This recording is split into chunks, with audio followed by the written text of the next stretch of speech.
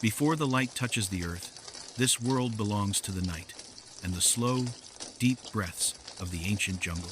In some places, time rushes forward like a gale.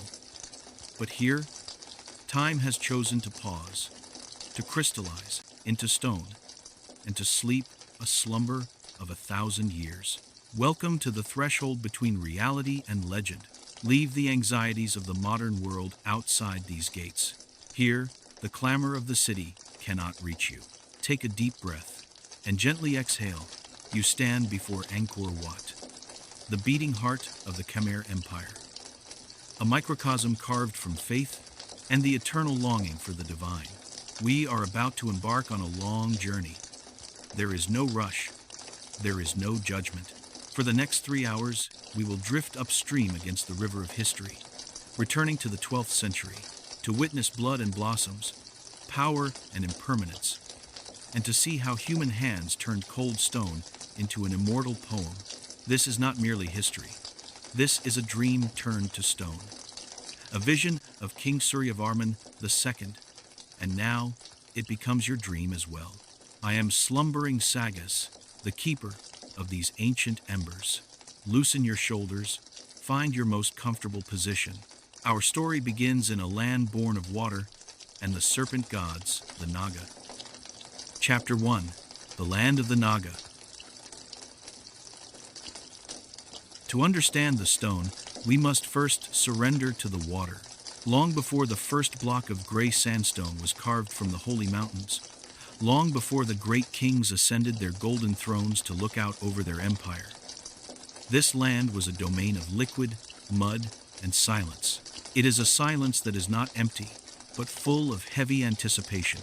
Imagine a world dominated by a single, overwhelming force of nature, the Great Mekong River. In the local tongue of the Khmer people, it is reverently called the Mother of Water. Her journey begins far away from the tropical heat of Cambodia. She is born high in the frozen, jagged peaks of the Himalayas, where the air is thin and cold. From the melting snows of Tibet, she begins as a turbulent torrent, rushing down through deep canyons, carving her way through the stone of China, Myanmar, and Laos. By the time she reaches the flatlands of Cambodia, she has transformed. She is no longer a rushing mountain stream, but a colossal, muscular ribbon of brown water, wide and slow, carrying the silt of half a continent in her embrace. She is the lifeblood of this region, bringing moisture to the air and fertility to the soil. But here, in the very heart of the Cambodian basin, a miracle of hydrology occurs that exists nowhere else on Earth. It is the phenomenon of the Tonle Sap, the Great Lake. This lake is not merely a body of water. It is a living, breathing entity. It functions as the beating heart of the Khmer civilization. For half of the year, during the dry months, the Tonle Sap River flows calmly outward, draining the lake into the Mekong, drifting lazily towards the distant ocean. The lake shrinks, leaving behind vast mudflats where birds wade and farmers plant their crops. But then, the winds change. The monsoon rains arrive from the Indian Ocean, turning the sky into a bruised purple canvas of storm clouds.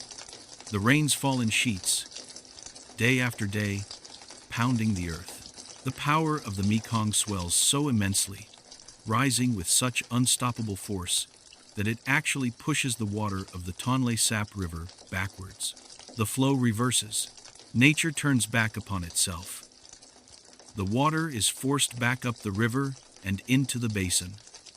The Great Lake begins to inhale. It swells, expanding to 5 times its original size. It swallows the surrounding forests, drowning the trees until only their topmost branches poke out above the surface like drowning hands. It submerges the fields, transforming the landscape into a vast, shimmering inland sea. This rhythmic pulse of water, this eternal cycle of expansion and contraction, is the clock by which this civilization lived and died. It was a generous cycle. When the waters eventually receded, they left behind a layer of nutrient-rich silt, a gift from the river that allowed rice to grow green and tall with little effort. The submerged forests became breeding grounds for billions of fish. It is said that in the ancient times, the water was so thick with fish that a boat could hardly move through it. All one had to do was dip a basket into the water, and it would come up overflowing with silver life. It was in this water-soaked world, amidst the croaking of frogs and the splash of oars, that the legends of the Khmer people were born. The people of this land did not originally look to the high sky for their guardians. They looked down into the murky depths and to the wet earth beneath their feet. They believed in the Naga. To the Western mind, a serpent often represents evil or danger. But here, the Naga are the divine protectors, the masters of the waters, and the guardians of the treasures hidden in the earth. They are multi-headed cobras, magnificent and terrifying. In the silence of the temples today, you will see them everywhere. They are carved into the stone causeways, their bodies stretching out long and smooth to form the balustrades. They fan out their hoods, displaying 5, 7, or 9 heads. They are the rainbow, the bridge that connects the world of men to the world of the gods. Without the Naga, there is no rain. Without the Naga, the connection to the divine is broken. Legend tells us that the Khmer people themselves are born from a mystical union involving these serpent beings. It is a story of love, conflict, and the blending of two distinct cultures. Let us drift back, through the mists of time, to the very beginning of recorded memory, to the 1st century of the Common Era. The story goes that an Indian Brahmin named Kundinya, a man of high caste and great learning, had a vivid dream. In this dream, a deity handed him a magic bow and instructed him to sail east. Guided by this divine vision, Kundinya boarded a great trading ship, sailing across the treacherous Bay of Bengal, navigating by the stars, until he reached the coast of a strange and wild land. This land was ruled not by a man, but by a powerful queen named Soma, the daughter of the Naga king. She was a woman of the water, fierce and independent. When Queen Soma saw the intruder's ship approaching her shores, she did not welcome him. She led her warboats, fast and light, to surround his vessel and drive him back into the sea. But Kundinya stood tall upon the deck of his ship. Wielding his magic bow, he fired a single arrow. The arrow flew with supernatural speed, piercing through the side of the queen's boat. It was not a shot meant to kill, but a shot meant to demonstrate power and precision. Frightened and impressed by this display of superior technology and magic, Queen Soma realized she was facing a man of destiny. She agreed to negotiate. The negotiations turned to courtship, and the courtship turned to marriage. It was the ultimate marriage of two worlds, the wisdom, religion, and order of the Indian visitor, uniting with the wild, magical, and fertile essence of the local serpent princess. It is said that for their wedding gift, the Naga king, the father of the bride, performed a miracle. He drank the dark waters that covered the land. With a mighty gulp, he drained the swamps and the marshes, revealing the rich, fertile earth beneath. He gave this new land to the couple and their descendants, and he named it Cambodia, the land of the Khmer. This myth is more than just a bedtime story. It is the soul of the Cambodian identity. It symbolizes the harmony between water and earth, between nature and civilization, between the indigenous people and the foreign influences that would shape their future. Before Angkor rose to its golden height centuries later, other kingdoms flourished in this fertile basin, building upon this legacy. First came the mysterious kingdom of Funan, known to the Chinese chroniclers as the port of 1,000 ships. Imagine a bustling network of canals, stretching across the Mekong Delta like a spider web. This was a wealthy trading empire, a hub connecting the East and the West. Merchants from India, China, Persia, and even the distant Roman Empire converged here. They traded gold, aromatic spices, rhinoceros horns, kingfisher feathers, and glass beads. The people of Funan lived in houses built on tall wooden stilts, just as many Cambodians do today in the floating villages. This architecture kept them safe from the rising tides and the snakes, while allowing the cooling breeze to flow beneath their floors. They were masters of water engineering long before the architects of Angkor were born. They tamed the swamps, digging canals that stretched for endless miles, turning the chaotic delta into an organized grid of agriculture and commerce. They worshipped Shiva and Vishnu, but they also honored the spirits of the land and the water. But empires, like the seasons, are subject to change. By the 6th century, the power of Funan slowly faded, giving way to a new power known as Chenla. The people of Chenla were inlanders, originally vassals of Funan, who grew strong and eventually absorbed their masters. They moved the center of power away from the coast, moving upstream along the Mekong, pushing closer to the mountains, closer to the stone. It was a slow, inevitable migration, seeking higher ground, seeking a place where the gods could reside permanently. During this period, the Khmer kings began to experiment with architecture. They built temples to Shiva, the destroyer, and transformer. But they did not yet use the massive blocks of sandstone that we see at Angkor. Instead, they used brick. Imagine octagonal towers of red brick rising out of the green jungle canopy. The brickwork was exquisite, held together by a vegetable-based glue so strong that modern chemists still struggle to replicate it. Detailed carvings were cut directly into the brick, creating a lace-like effect that glowed with a warm, ruddy hue in the sunset. But brick is fragile. It crumbles under the weight of time. It is consumed by the roots of the banyan trees, and the ambitions of the Khmer kings were growing larger, heavier, and more permanent. They began to look at the horizon, specifically towards the sacred mountain range of Phnom Kulen, the mountain of lychees. There, hidden beneath the dense jungle canopy and the waterfalls, lay the gray sandstone. It was sleeping in the earth, waiting to be cut, waiting to be shaped, waiting to be stacked towards the heavens. The stage was being set for the greatest performance in architectural history.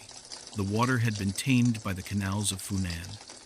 The rice fields were abundant, feeding a population that was growing rapidly. The people were filled with devotion and strength. The myths of the Naga had given them a sacred identity and a connection to the soil. The concept of the Devaraja, the god king, was beginning to take root in the minds of the rulers. The king was not just a man, he was the representative of Shiva or Vishnu on earth, and a god king required a palace worthy of the gods. And soon, a young prince would rise from the turmoil of civil wars and fractured states. A prince named Suryavarman. He would look out over the vast plains near the Great Lake, and he would not see just a forest, or a swamp, or a field of rice. He would see a vision. He would see a mirror of the heavens, built on earth. He would dream of a temple so large, so perfect, and so symmetrical, that it would force the gods to come down and dwell among men. But that dream required more than just will. It required a mastery of the very element that gave them life. Water. In the story of Angkor, water is not just a resource. It is a structural element. It supports the sand. It supports the stone. Without water, the temples would crumble back into the dust. As we prepare to meet the Builder King in the next chapter, let us take a moment to appreciate the landscape as it was before the hammers began to ring. Close your eyes and listen to the ancient sounds of the 12th century. The splash of oars in the muddy river, the wind rustling through the tall palm sugar trees, the chanting of the Brahmins in the small brick shrines. The land was waiting, quiet and expectant. The Nagas slept in the deep waters, coiling their bodies, preparing to hold up the weight of a new world. This is the foundation, fluid and shifting, upon which the eternal stone city would soon be built. The age of the water was ending, and the age of stone was about to begin.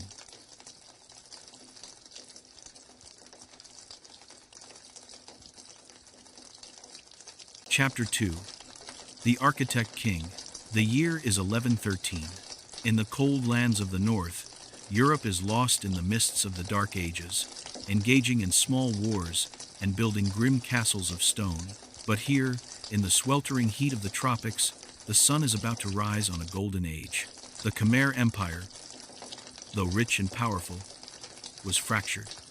For 50 years, Rival kings had claimed different parts of the land, ruling from different capitals.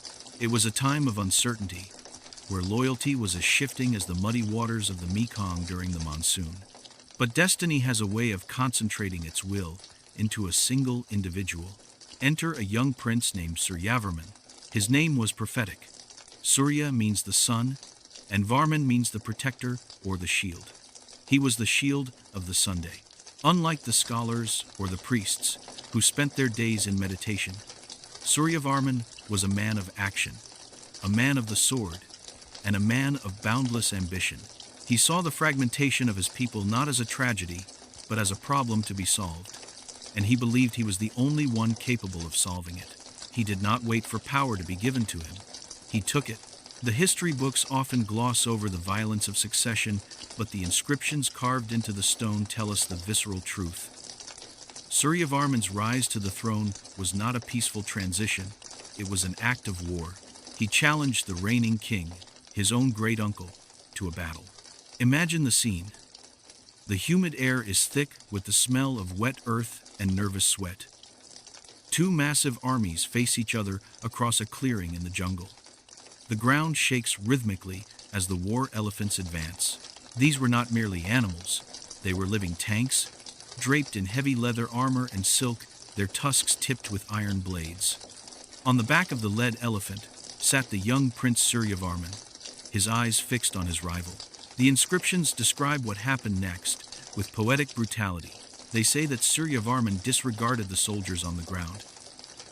He drove his elephant straight through the enemy lines, ignoring the spears and arrows flying past him. He had only one target.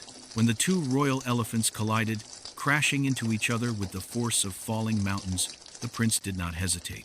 The text says he leapt onto the head of the enemy king's elephant, just as the Garuda bird swoops down upon a serpent. With a single, decisive blow, he killed his great-uncle and claimed the empire for himself. It was a moment of supreme violence, but it brought an end to decades of civil war. Suryavarman II was crowned king of the Khmer Empire. He was no longer just a man. He was the Devaraja, the God King, the absolute ruler of everything under the sky. Under his command, the empire expanded aggressively. His armies marched west into what is now Thailand, north into Laos, and east towards the coast of Vietnam, battling the Champa kingdom. At its height, his dominion stretched from the border of Bagan in Myanmar to the South China Sea. It was one of the largest empires the world had ever seen, rivaling the Romans in their prime. But military conquest was not enough for Suryavarman. He knew that blood washes away with the rain, but stone lasts forever. He wanted to leave a legacy that would outlive memory itself.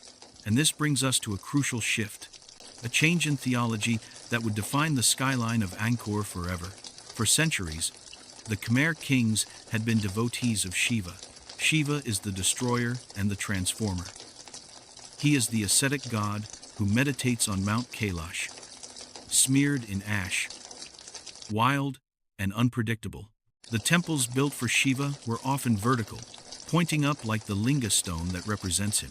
But Suryavarman too was different. Perhaps he felt that the chaotic energy of Shiva was not what his new, unified empire needed.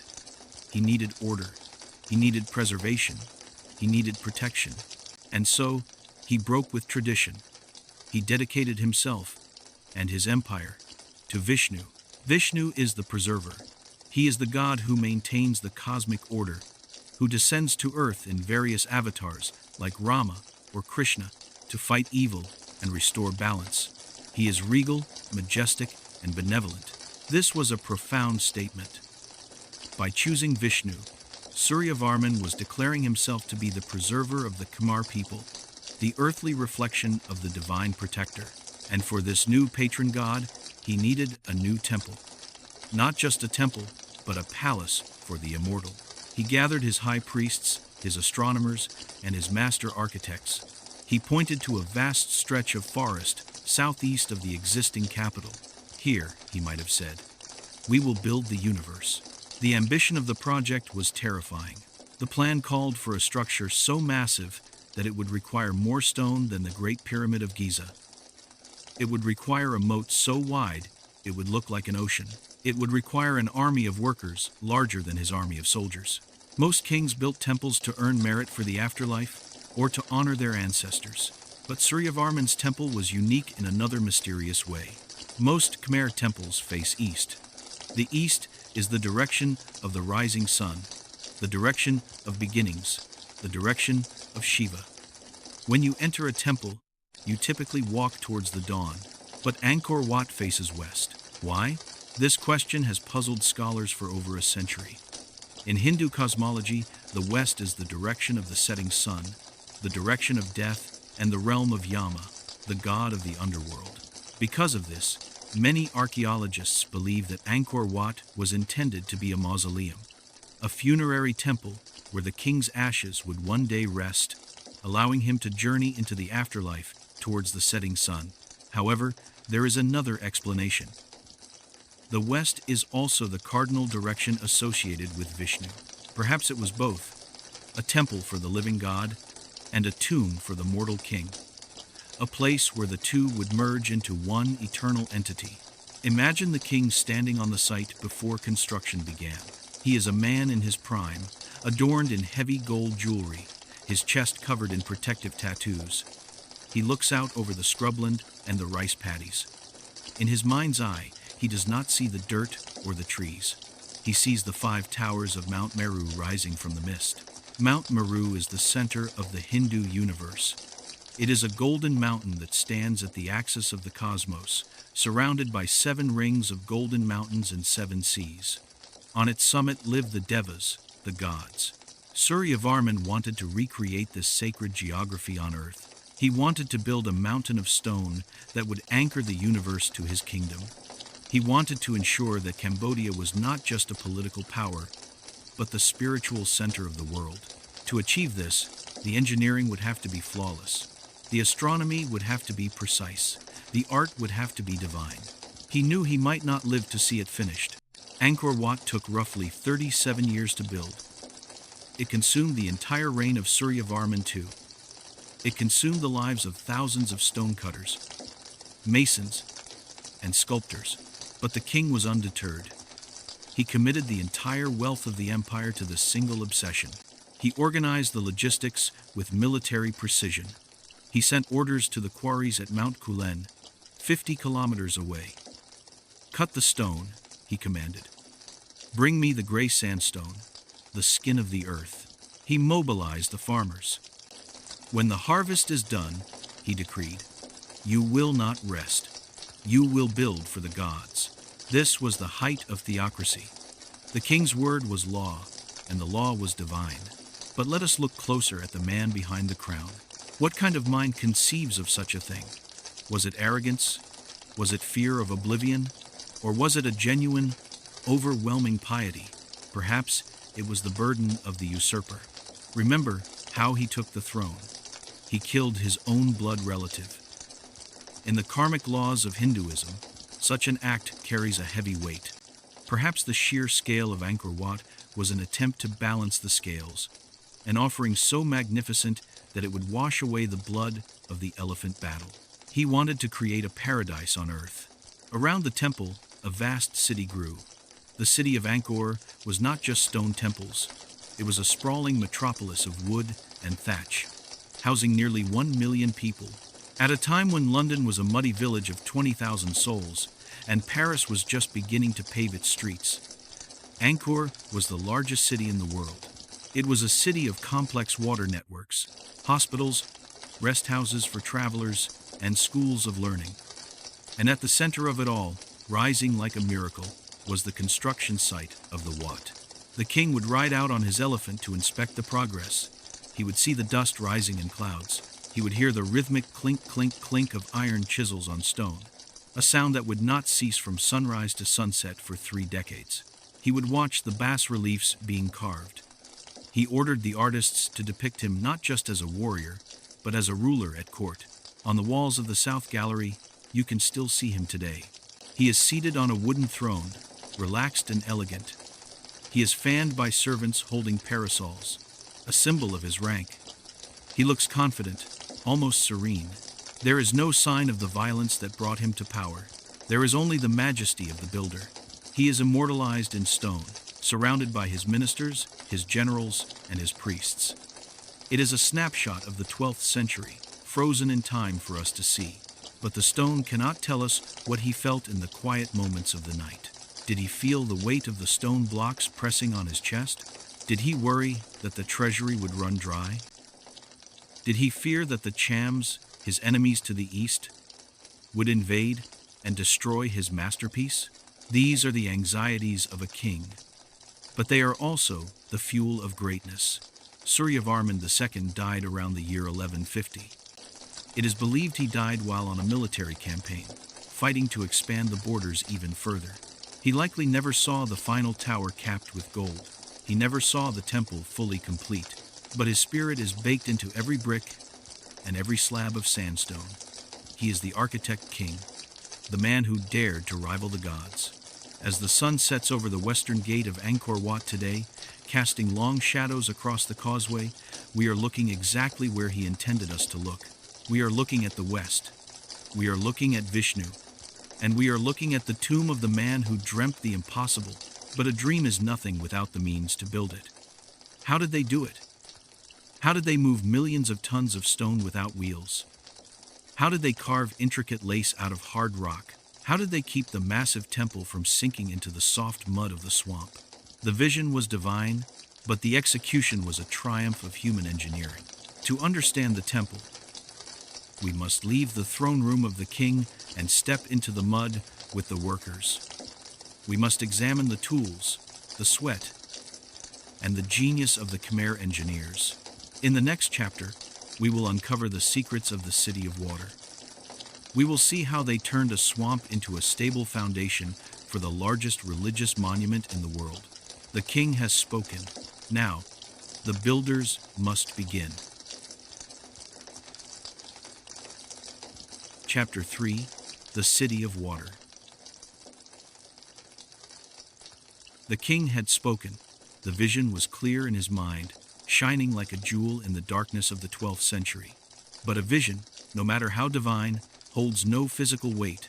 It cannot hold back the jungle, and it cannot defy the laws of gravity. To bring Mount Meru down from the heavens and anchor it to the earth, the Khmer Empire needed to perform a miracle. Not a miracle of magic, but a miracle of engineering. They were not just building a temple. They were building a machine. A colossal machine, made of stone and water, designed to function perfectly for eternity. To understand the sheer impossibility of Angkor Wat, you must first forget the solid ground beneath your feet. You must realize that in this part of the world, the earth is alive, and it is hostile to permanence. Cambodia is a land of violent extremes. For 6 months of the year, the dry season turns the land into a desert of red dust. The ground cracks open, shrinking and hardening like baked pottery. Then, the monsoon arrives. The skies open up, and the deluge turns the dust into deep, shifting mud. The water table rises drastically, causing the soil to swell up like a sponge. This cycle causes the ground to move, heaving up and down, breathing in and out like the chest of a sleeping giant. Any normal stone building placed on such shifting soil would be doomed. As the ground swelled and shrank, the foundations would crack, the walls would buckle, and within a few decades, the jungle would reclaim the ruins. So how does Angkor Wat still stand? How has it defied the breathing earth for 900 years? The secret, ironically, lies in the water itself. When you look at that vast square of water surrounding the temple, nearly 200 meters wide, reflecting the white clouds and the gray towers, do not just see a pretty lake. Do not just see a defensive barrier meant to keep out mortal enemies. See it for what it truly is, a hydraulic stabilizer. The Khmer engineers possessed a knowledge of soil mechanics that rivals modern science. They realized that the only way to stop the earth from moving was to keep the moisture level in the soil constant, year-round. The moat is a massive storage tank. During the monsoon, it collects the excess water, preventing the foundation from becoming a swamp. During the dry season, it slowly releases water back into the soil, preventing the ground from shrinking and cracking. It keeps the sand beneath the massive stone weight wet and firm, holding the temple in place like a steady, unmoving hand. It is a brilliant marriage of form and function. The water that symbolizes the cosmic ocean is also the physical anchor that keeps the universe from collapsing. But before they could fill the moat, they had to clear the canvas. Imagine the primeval jungle of the 12th century. Huge dipterocarp trees, towering 40 meters into the air, wrapped in vines as thick as a man's leg. Imagine the sound of 10,000 iron axes ringing out in the dawn light. The crash of ancient timber falling to the forest floor, shaking the earth. The smell of sawdust, green sap, and burning wood filling the air for months. They cleared an area larger than many modern cities. And then, the digging began. There were no bulldozers, no excavators, no steam shovels. There were only woven baskets, wooden hoes, and human muscles. Millions of cubic meters of earth were moved, basket by basket, passing from hand to hand in endless human chains. It was a symphony of labor, conducted by the will of the king. Once the ground was prepared, they laid the bones of the temple. They used a stone called laterite. If you walk through the ruins today, you will see it where the outer sandstone has fallen away. It is red, porous, and pockmarked, looking almost like a sponge turned to rusted iron. Laterite is dug from the earth like clay, soft and easy to cut. But when it is exposed to the air and the sun, a chemical reaction occurs. It hardens, becoming rock solid, tougher than brick and waterproof. This is the hidden skeleton of Angkor Wat. The foundations, the inner walls, and the core of the structures are made of this red stone, silently bearing the weight, unappreciated and unseen. But the king did not want a red temple. He wanted a temple that shimmered like the skin of a god. He wanted gray sandstone. But there was a problem, a massive logistical problem. There was no sandstone here. The construction site was on a flat alluvial plain of clay and sand. The nearest source of high-quality sandstone was the holy mountain of Phnom Kulen, located more than 50 kilometers away to the north. 50 kilometers.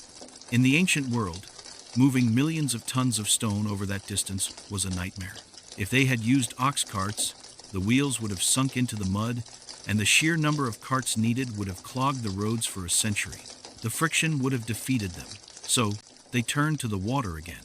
Using modern satellite imagery, archaeologists have discovered a lost network of ancient canals connecting the quarries at Mount Kulen directly to the construction site at Angkor. It was a conveyor belt of water.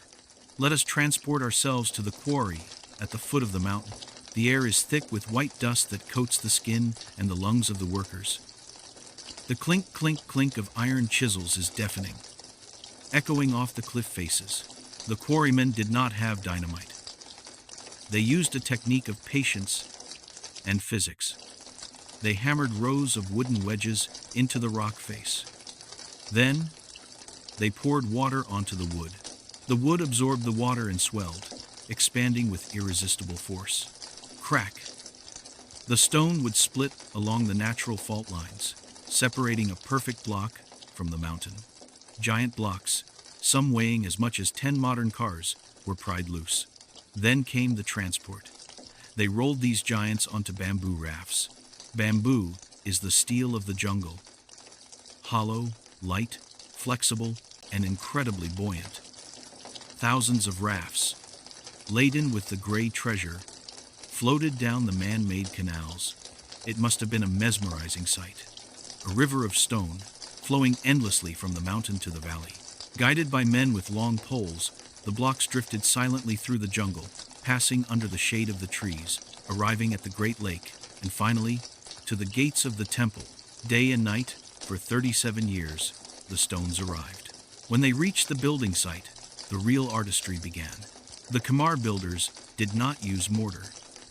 There is no cement, no glue, holding Angkor Wat together.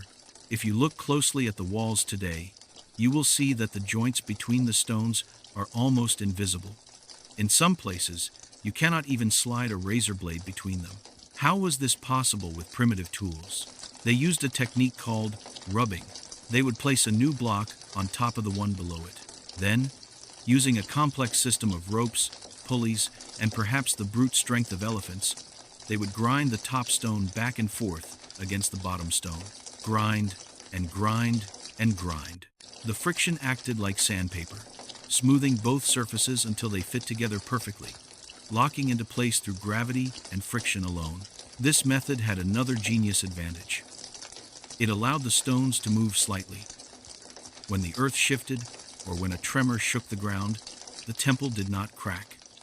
It flexed, the stones danced against each other, and then settled back into place. As the structure rose, layer by layer, the challenges grew vertical. The central tower rises 65 meters above the ground. That is the height of a 20-story building. How do you lift a 5-ton block of stone to that height without a mechanical crane? They used the earth itself. As the towers grew higher, they built ramps of earth alongside them, massive, sloping hills of packed dirt that rose along with the temple. At one point, the temple was likely buried in a mountain of earth, with only the masons visible at the top. Elephants and teams of men would drag the stones up these earthen ramps, hauling the weight against gravity. When the final stone was placed on the summit, they simply dug the ramps away. It was a process of building up and then unearthing, revealing the stone miracle that had been hiding inside the dirt hill. But who were these builders? History often speaks of slaves, driven by whips. But the evidence at Angkor suggests a different story. While war captives were certainly used for the most dangerous work, the majority of the workforce were the Khmer people themselves. They were free men and women. They were farmers, fulfilling their service to the king and the gods. In the Khmer society, service to the king was a form of religious devotion.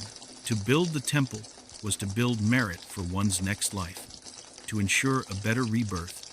Imagine the camp of the workers, a bustling city of bamboo huts surrounding the rising stone mountain. The air would have been filled with the smell of cooking fires, grilling fermented fish, and boiling rice. To feed an army of 50,000 workers requires a logistics operation as complex as the building itself. There were architects drawing plans in trays of sand. There were Brahmins chanting blessings over every cornerstone to ward off evil spirits. There were metal workers sharpening the millions of chisels that grew dull every hour. And there were the artists, the master sculptors waiting patiently for the masons to finish so they could begin their delicate work. It was a cacophony of organized chaos, a hive of activity driven by a singular spiritual purpose. But amidst the noise, there was a strict cosmic order. The layout of Angkor Wat is not random. It is a mathematical masterpiece. The measurements of the causeway, the galleries, and the towers correspond to the lengths of the 4 Hindu ages of time, the yugas. The distance from the entrance to the central tower is exactly calculated to represent the journey back to the beginning of creation. Even the solar alignment is perfect. The astronomers of the court had tracked the sun for generations. They knew exactly where it would rise on the day of the spring equinox. If you stand at the western gate on that specific morning and look straight down the long causeway, you will see the sun rise exactly over the peak of the central tower. It sits there for a moment, like a crown of fire on the lotus bud of stone, a moment of perfect alignment between the king's architecture and the movement of the galaxy. They were writing a calendar into the landscape, but perhaps the greatest engineering feat of all was not the temple itself, but the management of water on a macro scale. We have spoken of the moat, but the Khmer Empire built something even larger, the Barays. The West Barai, located just outside the city, is a man-made reservoir that is simply mind-boggling in size. It is 8 kilometers long and 2 kilometers wide. It holds more water than many modern dams. But here is the genius. It was not dug out of the ground like a swimming pool. Instead, they built massive earthen dikes to contain the water above the level of the surrounding fields. By using gravity, they could open the gates and let the water flow down into the rice paddies whenever it was needed. This system allowed the Khmer to grow rice 3 or 4 times a year, instead of just once. It was the engine of their economy. It provided the immense food surplus that allowed them to free up thousands of men to build temples instead of farming. Angkor was a hydraulic city, a civilization that had completely mastered the flow of water, turning the chaotic monsoon into a predictable resource. But let us return to the construction site of the Wat. 30 years have passed. The king is growing older, his hair turning gray like the sandstone. The ramps of earth are being removed, basket by basket. The scaffolding of bamboo is coming down. The gray sandstone now stands revealed, raw and unadorned. It is a mountain of blocks, stark, imposing, and terrifyingly large. But it is not yet beautiful. It is like a canvas that has been stretched tight, but not yet painted. The masons have done their job. They have stacked the mountain. They have ensured it will not sink. They have aligned it with the stars. Now, the heavy thud of the mallets and the grinding of the stones begins to fade. The dust settles. The silence of the heavy lifting is replaced by a new sound, a finer, higher-pitched sound. Tap, tap, tap. The sound of small, precise chisels tapping gently against the stone skin. The rough gray blocks are about to be transformed into lace, into silk, into epic stories. The sculptors are stepping forward. They look at the miles of blank walls, and they do not see stone. They see the battle of Kurukshetra. They see the heavens and the hells. They see the churning of the ocean of milk waiting to be released. The engineering phase is over. The artistic phase is about to begin. But before we look at the carvings, take a moment to appreciate the sheer audacity of the stone itself. Walk along the causeway in your mind. Feel the heat radiating from the blocks under the tropical sun. Look at the size of the pillars. Every single stone was carried here by water. Every single stone was placed by human hands. Every single stone is held in place by gravity and the precise calculation of a long-dead engineer. It is a testament to the power of collective belief. When 10,000 people believe in the same dream, they can move mountains, literally. They moved the mountain of Kulin, piece by piece, and reassembled it here in the swamp. This is the city of water, and it is the pedestal upon which the gods will soon begin their dance.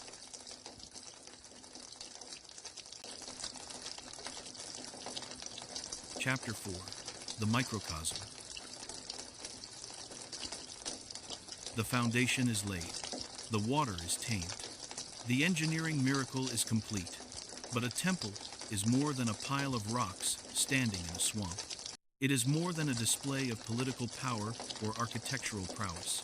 To the Khmer architects of the 12th century, a temple was not merely a place of worship. It was a reconstruction of the universe itself. This brings us to the profound concept of the microcosm. In the ancient Hindu philosophy, there is a belief that everything in the material world is a reflection of the divine world. The atom reflects the solar system, the human body reflects the earth, and the temple, if built correctly, must reflect the heavens. Angkor Wat is not just a building, it is a map, a three-dimensional map of the cosmos, carved in stone, intended to anchor the chaotic, unpredictable energy of the earth to the perfect, eternal order of the stars. Let us stand at the beginning of the journey. Imagine you are standing at the western entrance. The sun is beating down on your back. Before you lies the Great Causeway, a massive bridge of sandstone stretching nearly 200 meters across the moat. This is not just a walkway, it is a spiritual transition. In Hindu mythology, the universe is surrounded by a vast, dark ocean. By crossing the moat, you are symbolically crossing that cosmic ocean. You are leaving the world of men, with its suffering, its noise, its dusty markets, and its impermanence, behind you. You are walking towards the abode of the gods. Look down at the balustrades of the causeway. They are shaped like the bodies of the Naga, the giant serpents. Their heads rear up at the entrance, hoods spread wide, and their long bodies stretch all the way to the temple gates. This is the Rainbow Bridge. In the ancient texts, the rainbow is the ladder that connects heaven and earth. Here, the Naga serves as that physical link. As you walk this path, feeling the heat radiating from the stone beneath your feet, you are participating in a ritual of purification. Ahead of you looms the outer wall. It is a massive rectangle of laterite and sandstone. measuring more than 1 kilometer on each side.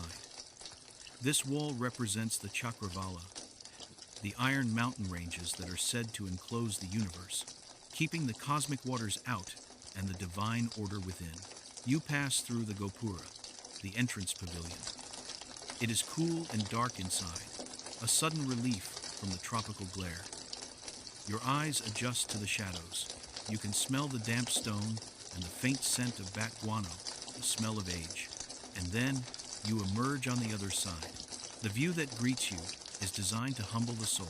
Before you lies a vast open space, a grassy plain, and in the distance, rising like a vision from a dream, is the main temple complex. It is a mountain made of stone.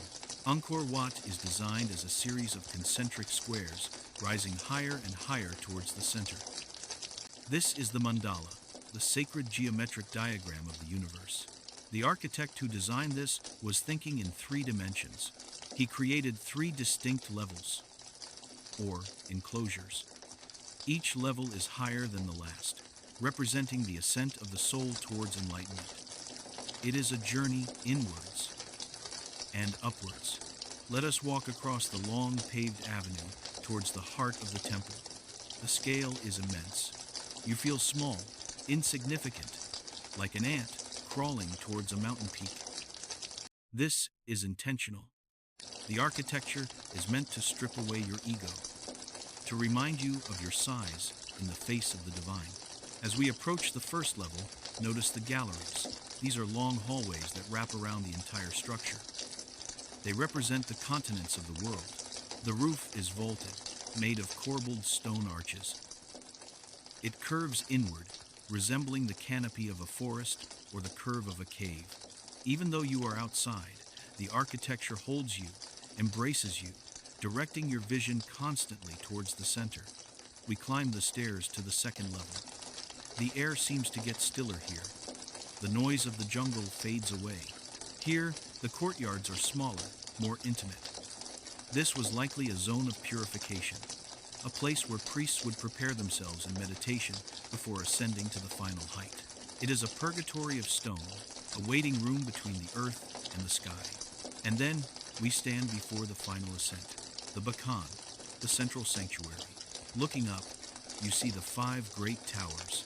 There are 4 towers at the corners and 1 massive tower in the center, rising 65 meters into the blue sky. This arrangement is known as a quincunx. It is the same pattern as the number 5 on a dice. These 5 towers are the literal representation of the 5 peaks of Mount Meru. Look at their shape. They do not look like the spires of European Gothic cathedrals, which are sharp and needle-like. No, these towers are organic. They swell and taper, with ridged edges. They are shaped like lotus buds. The lotus is the most sacred flower in the East. It begins its life in the deep mud at the bottom of the lake. It rises through the dark, murky water, struggling towards the light. And finally, it breaks the surface and blooms in the sun, pure and unstained by the mud from which it came. By shaping the towers like lotuses, the architects were sending a powerful message. This temple is the flowering of the human spirit. It is purity rising from the swamp of the material world. But to reach the top, you must pay a price. Look at the stairs leading up to the Bakan. They are terrifying. They are not just steep, they are almost vertical. The angle is nearly 70 degrees. Each step is narrow, barely wide enough for half a human foot, and the rise is high. Why would they build them this way? Was it an engineering mistake? No. In religious architecture, nothing is a mistake. Everything is a lesson. To climb these stairs, you cannot walk upright like a proud man. If you try to walk normally, you will fall. You must use your hands and your feet. You must grab the stone, pull yourself up, and lower your body.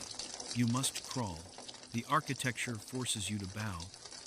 It forces you into a posture of submission and humility. It reminds you that the path to the divine is not easy. It is a struggle. It is dangerous. It requires effort and focus. Imagine the king himself climbing these stairs, his heavy silk robes rustling, his gold jewelry clinking against the stone. Even the Devaraja, the god king, had to crawl on his hands and knees to enter the presence of Vishnu. Once you reach the top, the experience changes completely. You are now high above the treetops. The view opens up in all directions. You can see the geometric grid of the city below, the shimmering water of the moat, and the endless green carpet of the jungle stretching to the horizon. Here, inside the central sanctuary, it is windy and silent. This is the axis of the universe, the center of the center. Originally, a massive golden statue of Vishnu, riding on his vehicle Garuda, would have been here, illuminated by the shafts of sunlight coming through the doorways. The light plays a crucial role in this microcosm. Angkor Wat is not just a map of space, it is a machine of time. The position of the towers and the windows is aligned with the solar cycle with mathematical precision. The builders knew exactly where the sun would be on the solstices and the equinoxes. On the morning of the spring equinox, as we mentioned, the sun rises directly over the central lotus tower. It creates a halo of light, signaling the start of the new year. But there are other, more subtle alignments. During the winter solstice, the sun illuminates specific bas-relief panels that depict the heavens and hells.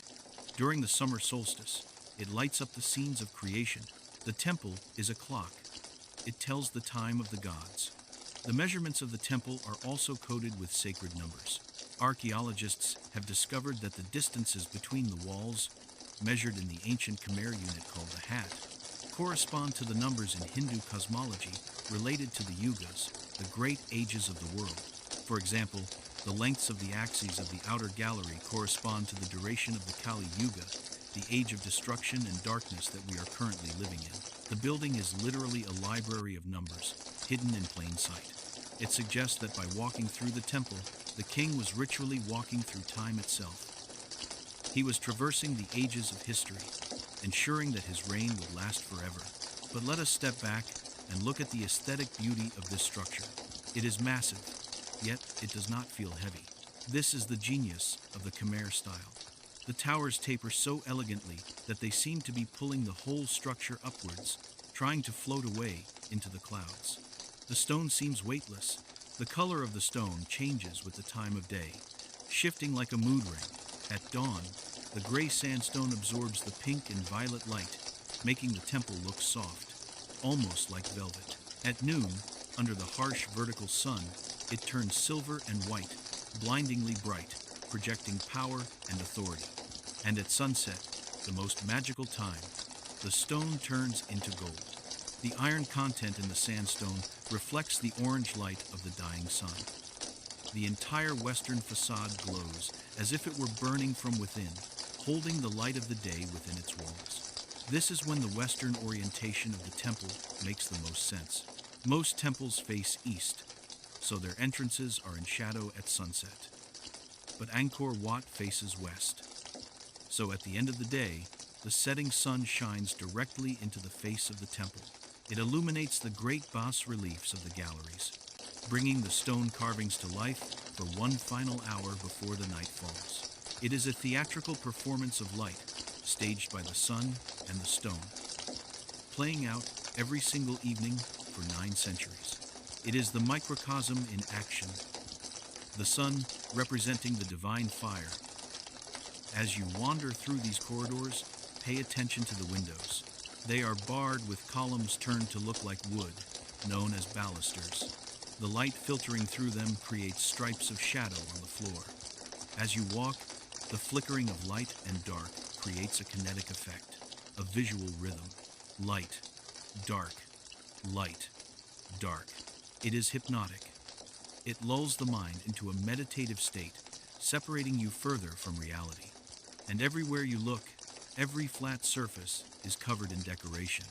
There are rosettes carved into the ceilings. There are vines and flowers bordering the doorways. There are geometric patterns on the lintels. It is a horror vacui, a Latin term meaning fear of empty space. The architects believed that every inch of the temple had to be sanctified with beauty. To leave a stone blank would be to leave it open to chaos, to leave room for evil spirits to hide.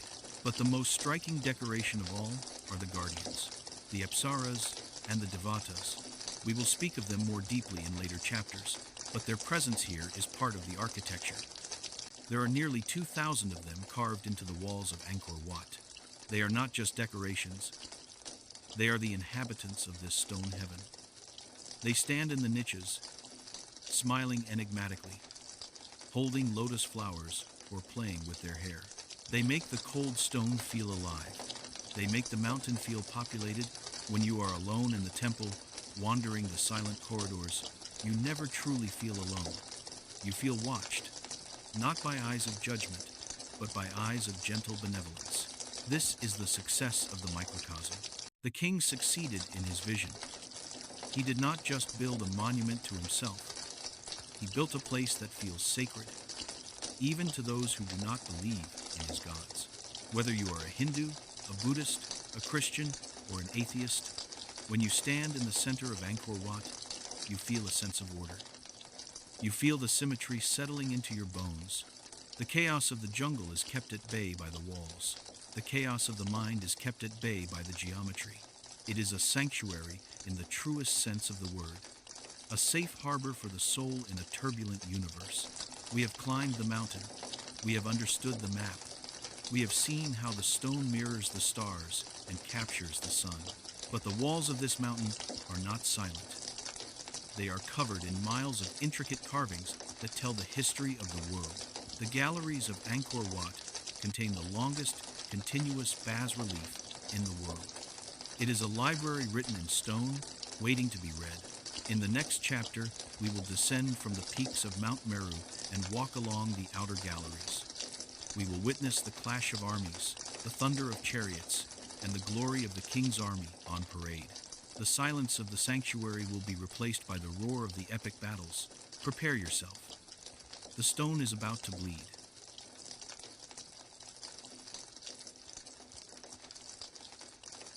Chapter 5. The Stone Library. We have stood on the summit of the sacred mountain. We have felt the wind of the high heavens. We have touched the sky. Now, we must descend. Slowly, carefully, we make our way down the steep steps of the central sanctuary.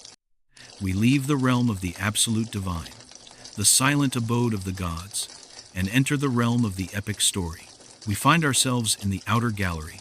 This is a long, continuous corridor that wraps around the entire perimeter of the temple. It is cool here, shaded from the tropical sun by the vaulted stone roof, supported by rows of square pillars that stretch into infinity. To your left, the open windows look out onto the temple grounds, letting in shafts of dusty light that slice through the shadows. To your right is the wall. But it is not a wall, it is a book. The Khmer artisans have carved nearly 1,200 square meters of sandstone bas-reliefs here. It is the longest continuous sculpture in the world, a ribbon of history, myth, and magic that stretches for nearly a kilometer. Imagine the chisel work required to create this. Millions upon millions of tiny strikes, patiently chipping away the gray stone to reveal the figures hidden inside. The depth of the carving is shallow, mostly only 2 or 3 centimeters deep. Yet, through the genius of perspective and layering, the artists have created scenes of immense depth and chaos. Let us begin our walk in the West Gallery. The sun is setting behind us in the west. The golden light floods through the pillars, striking the black stone wall, causing the shadows of the carvings to lengthen and dance. The scene before us is one of total, unadulterated war. This is the Battle of Kurukshetra. It is the climactic finale of the great Hindu epic, the Mahabharata. It describes a war between 2 clans of cousins, the Pandavas and the Kauravas, fighting for the throne of a kingdom that has turned to dust long ago. But you do not need to know the story to feel the energy. You do not need to be a scholar to hear the noise. Look at the wall. There is no empty space. The artist was possessed by a concept known as horror vacui, the fear of the void. Every square inch is filled with bodies. At the bottom, there is the infantry. Soldiers marching shoulder to shoulder, protected by small round shields, their faces set in grim determination. They are the foundation of the war, the anonymous masses sent to die. Above them, the chaos erupts. It is a tangled mass of arms, legs, weapons, and beasts. You can see spears flying through the air, etched so finely they look like needles, creating a deadly rain. You can see curved swords clashing against iron clubs. You can see horses rearing up, their nostrils flared, their eyes wide with panic, trampling the fallen beneath their hooves. The sheer density of the scene is overwhelming to the eye. It is a cacophony of violence, silenced by stone. If you listen closely with your mind's ear, you can hear the screams of the dying, the trumpeting of the war elephants, the shattering of wooden chariots. The artist has captured the brutal reality of hand-to-hand combat. Here, a warrior grabs his enemy by the hair, pulling his head back, preparing to strike the killing blow. There, a man falls, pierced by a dozen arrows, his body limp, and amidst this slaughter, rising above the tide of blood, are the generals. They stand atop their elaborate war chariots, or ride upon massive elephants. They are carved larger than the common soldiers, a technique known as hierarchical scale, to show their importance. They draw their bows with effortless grace, aloof and majestic even in the center of the storm. One figure stands out among the hundreds. Bhishma, the commander of the Kauravas. Look closely at the panel. You can see him lying on a bed of arrows. He has been shot so many times that his body does not touch the ground. He is held up by the shafts of the arrows, piercing his back. He is dying, surrounded by his kinsmen, who have stopped fighting to pay their respects. It is a moment of tragic stillness amidst the swirling motion of the battle. The carving is so detailed that you can see the intricate patterns on the cloth of the tunics, the heavy jewelry on the arms of the princes, and the tassels on the horses' bridles swaying in the wind. Over the centuries, millions of pilgrims, monks, and travelers have walked this corridor. They have run their hands over these walls. The oil from their skin has polished the sandstone, making the prominent figures the noses of the elephants. The knees of the warriors shine like black marble. It is a tactile connection across time. When you touch the wall, you are touching the same spot that a Khmer soldier touched 800 years ago. You are connecting with the ghosts of the past through the medium of the stone. We walk further, leaving the mythical war behind. We turn the corner to the South Gallery. Here, the mood changes. The mythological chaos fades away, replaced by something grounded in reality, something organized and political. This is history. This panel is known as the historical procession of Suryavarman II. For the first time, we are not looking at gods or legends. We are looking at the man who built this temple. We are looking at a snapshot of the year 1150. The scene is a grand military parade. The king is reviewing his troops before, or perhaps after, a great campaign against the Chams or the Vietnamese. The setting is a forest. The background is filled with trees, carved with delicate leaves and twisting branches. If you look closely, with the eyes of a child, you can see birds sitting in the branches and monkeys playing, ignoring the army marching below. And there, in the center of the panel, is the king, Suryavarman II. He is seated on a magnificent wooden throne, placed high upon the back of a royal elephant. He is wearing the royal diadem, conical and ornate, pointing towards the sky. His posture is relaxed, one leg folded, the other hanging down. He holds an object in his hand, perhaps a weapon, perhaps a symbol of office. He looks powerful, youthful, and serene. There is no fear in his face, only the calm confidence of a man who believes he is a god.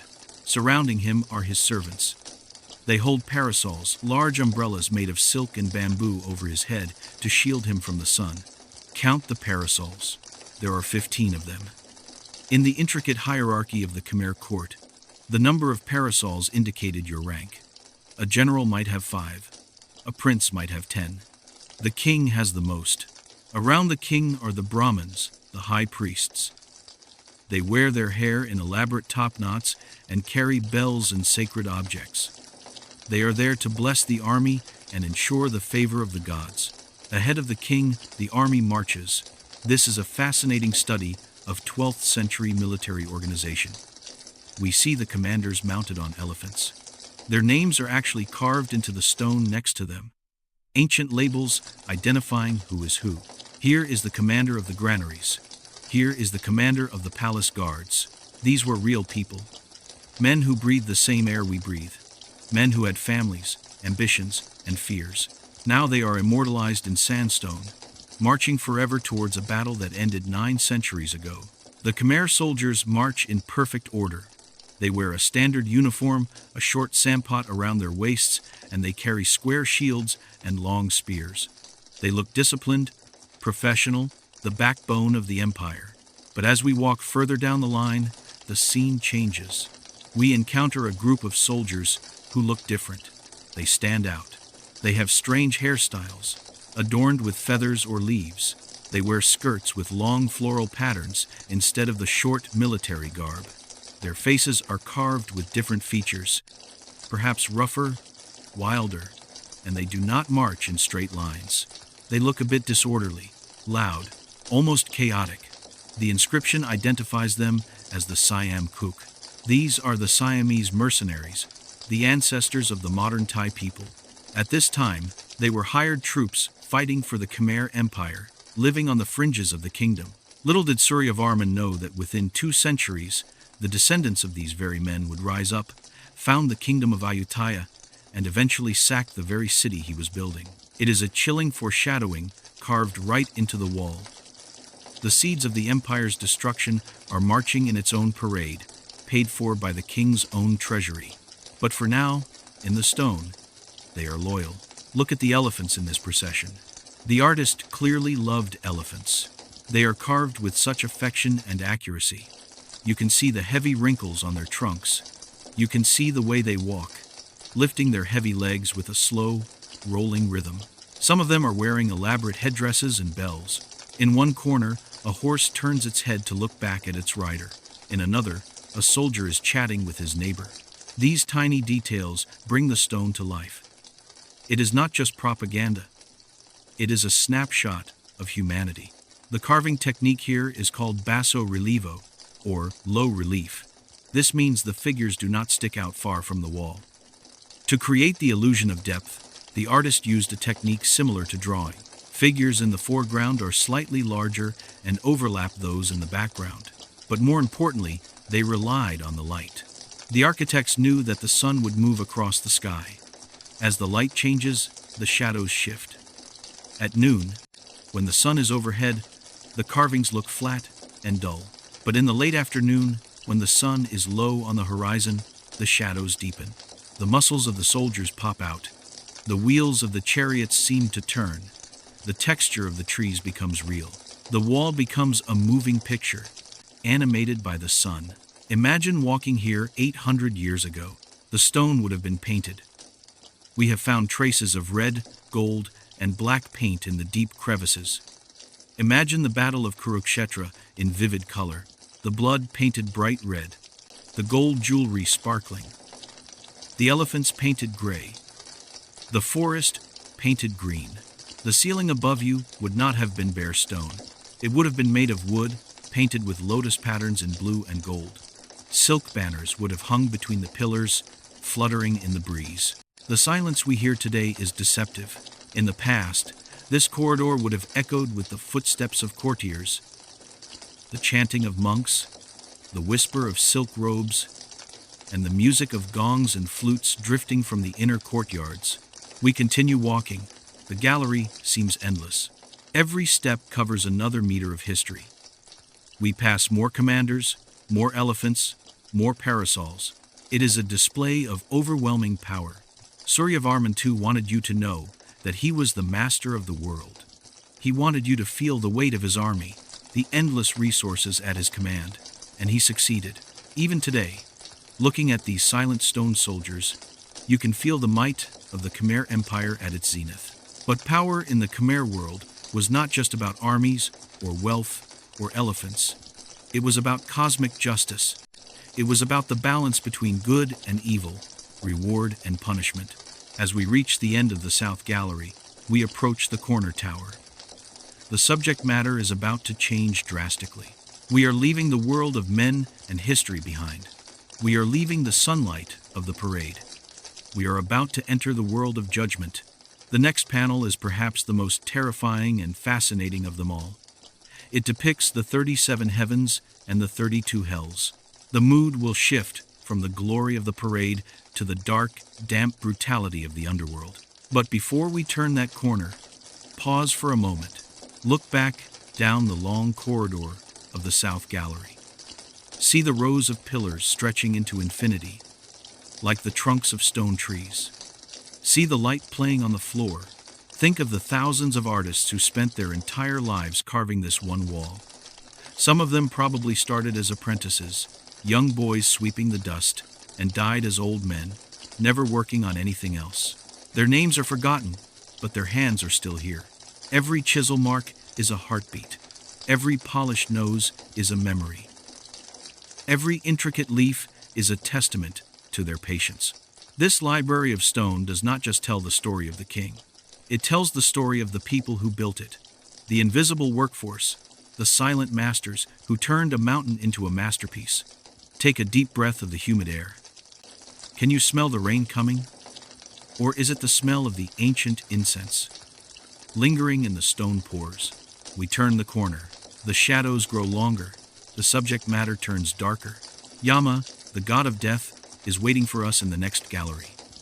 He is sitting on his buffalo, holding the club of judgment. The stone library continues. And the next chapter is not for the faint of heart.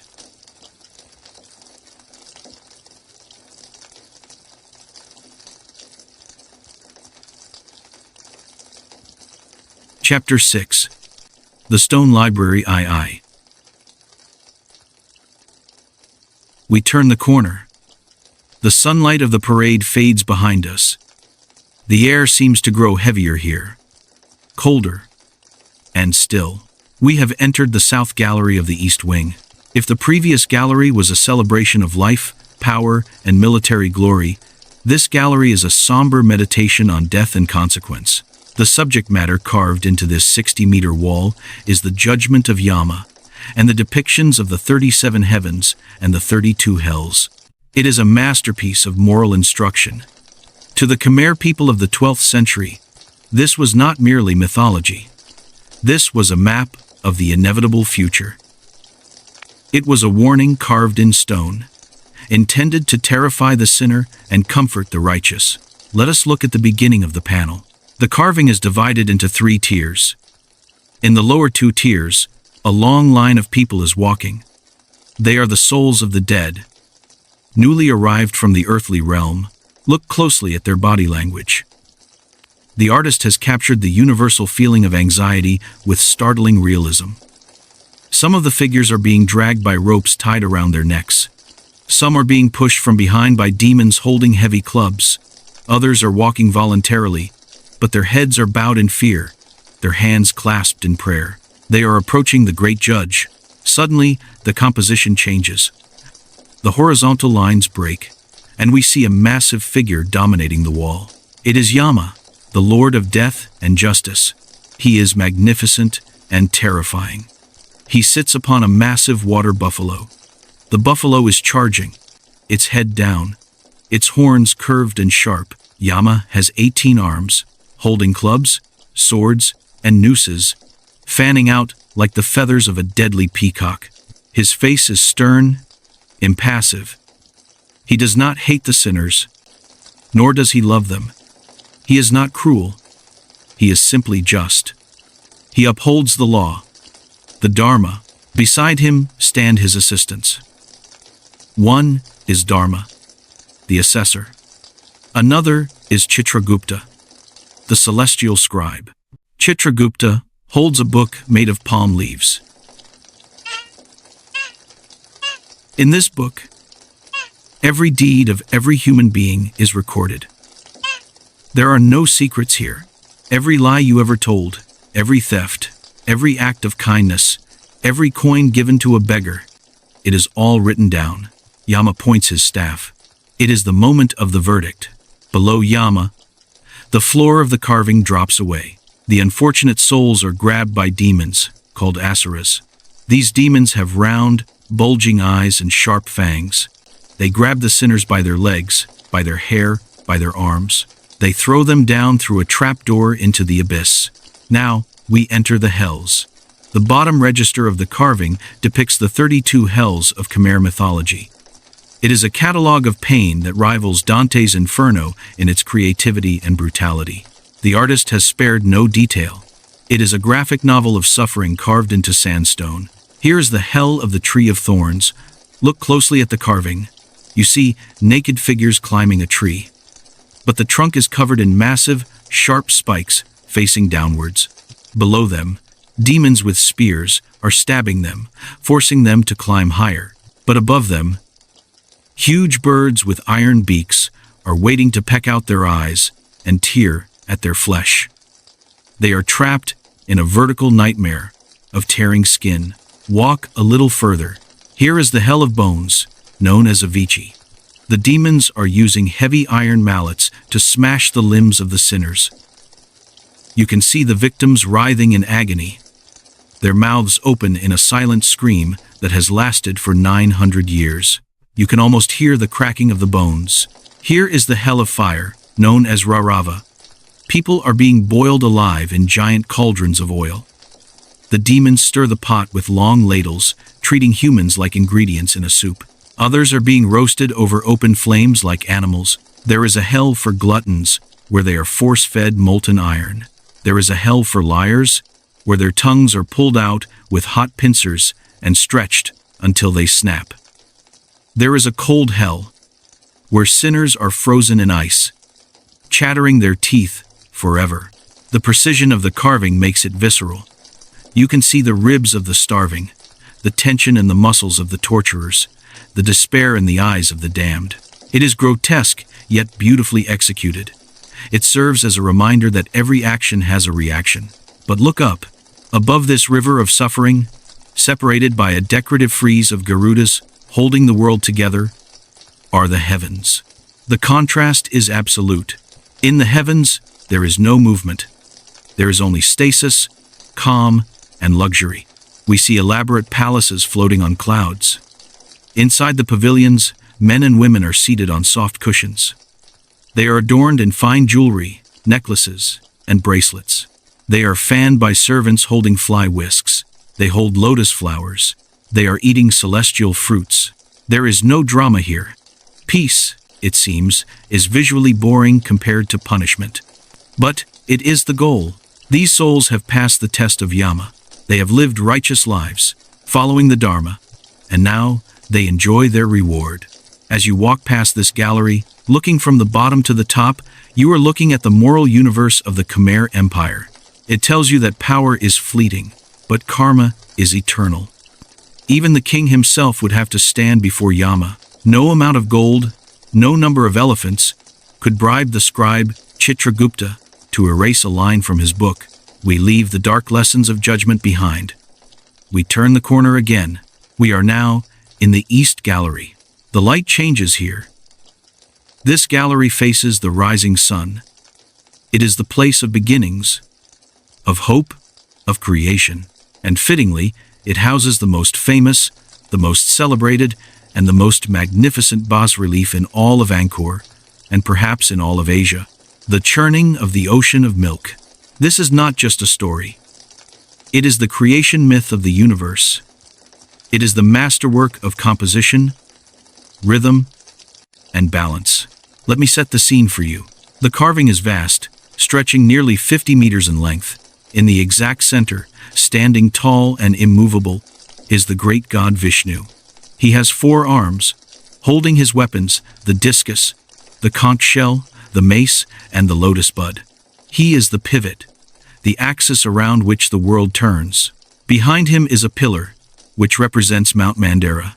But this mountain is not sitting on the ground. It is resting on the shell of a giant tortoise. This tortoise is Kurma, an avatar of Vishnu himself. He is transformed into this beast to support the weight of the mountain, so it does not sink into the cosmic ocean mud. Wrapped around the mountain, like a giant rope, is the body of Vasuki, the king of serpents, the giant Naga. Now, look to the left and to the right. On the left side, holding the head of the serpent, are the asuras, the demons. There are 91 of them. You can recognize them easily. They wear crested helmets. They have round, bulging eyes. Their mouths are grimacing in exertion. They look aggressive, powerful, and chaotic. On the right side, holding the tail of the serpent, are the devas, the gods. There are 88 of them. They wear conical crowns.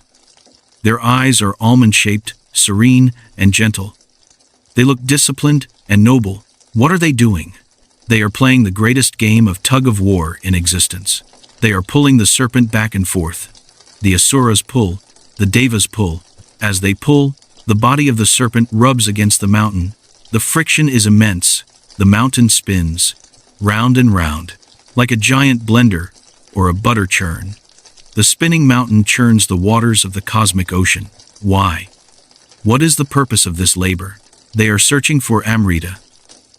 The legend says that the elixir was lost in the depths of the ocean at the beginning of time. To get it back, the gods and demons had to form a temporary alliance to churn the ocean for 1,000 years. The artist has captured the rhythm of this motion perfectly. Look at the legs of the figures. The asuras lean back, digging their heels in, straining with all their might. The devas mirror them, leaning in the opposite direction. It creates a wave-like pattern across the wall. Even though the stone is still, your eye is forced to move left and right. Left and right. You can almost feel the rocking motion of the universe. You can almost feel the heat of the friction. At the far ends of the panel, assistants are holding the horses and chariots, waiting for the work to be done.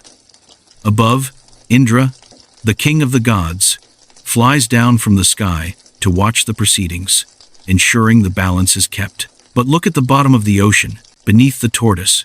The artist has carved a chaotic jumble of aquatic life. Fish, crocodiles, dragons, and sea monsters are being thrashed about by the churning water. Some of them are cut in half, shreds of their bodies drifting in the current. It is a violent image, a reminder that great creation often involves destruction. The ocean is being torn apart to yield its treasure. And what comes out of the ocean? Look above the churning figures. Floating in the air are thousands of tiny female figures. These are the apsaras, the celestial dancers. They are born from the foam of the churning ocean, just as Aphrodite was born from the sea foam in Greek mythology. They are the spirits of the clouds and the water. They are beautiful, joyous, and free. This is the birth of beauty itself. The composition of this panel is symbolic of the Khmer worldview. Notice that Vishnu is in the center. He is holding the balance. On one side is chaos, the demons. On the other side is order, the gods. But to produce the elixir of life, you need both. If only the gods pulled, nothing would happen. If only the demons pulled, nothing would happen. It is the tension between the opposites, the struggle between light and dark, that generates the energy of the universe. Vishnu ensures that neither side wins completely, and neither side loses. He maintains the equilibrium. This message was vital for the king. He saw himself as the Vishnu of his kingdom. He had to balance the warring factions, the farmers and the soldiers, the rain and the drought. He was the pivot around which the Khmer Empire revolved. The carving is polished to a high sheen, especially in the center. It is said that, in the 12th century, this panel was plated with gold leaf. Imagine the sun rising in the east, hitting this wall, and the entire ocean of milk blazing with golden fire. It would have been blinding, a true vision of the divine. As we stand here, try to imagine the sound of the churning, the deep rumble of the mountain grinding against the tortoise shell, the hissing of the great serpent Vasuki as he is pulled tight, spitting venom which Vishnu neutralizes, the chanting of the gods and demons. Heave, ho, heave, ho. It is the heartbeat of creation. And finally, the elixir is found. But the story carved here stops before the end. It captures the eternal struggle, the process, rather than the conclusion. Perhaps that is the point. The search for perfection, for immortality, is a never-ending task. The churning never stops. We are all pulling on the rope every single day. We continue our walk. We have seen the darkness of hell. We have seen the creation of the universe. The remaining galleries tell more stories. The victory of Vishnu over the demons. The battle of Lanka from the Ramayana, where the monkey army fights the giants. But the light is fading now. The shadows in the long corridors are stretching out, reaching for us. We have circled the outer world. We have read the library of stone, but there is one place left to go. The most sacred place. We must leave the horizontal world of the galleries and attempt the vertical ascent. We must climb to the Bakan. The central tower is waiting. The stairs are steep, and the wind is picking up. In the next chapter, we will make the climb. We will enter the Holy of Holies. We will stand where only the king and the high priest were allowed to stand. Prepare yourself for the height. Prepare yourself for the silence. The summit of Mount Meru awaits.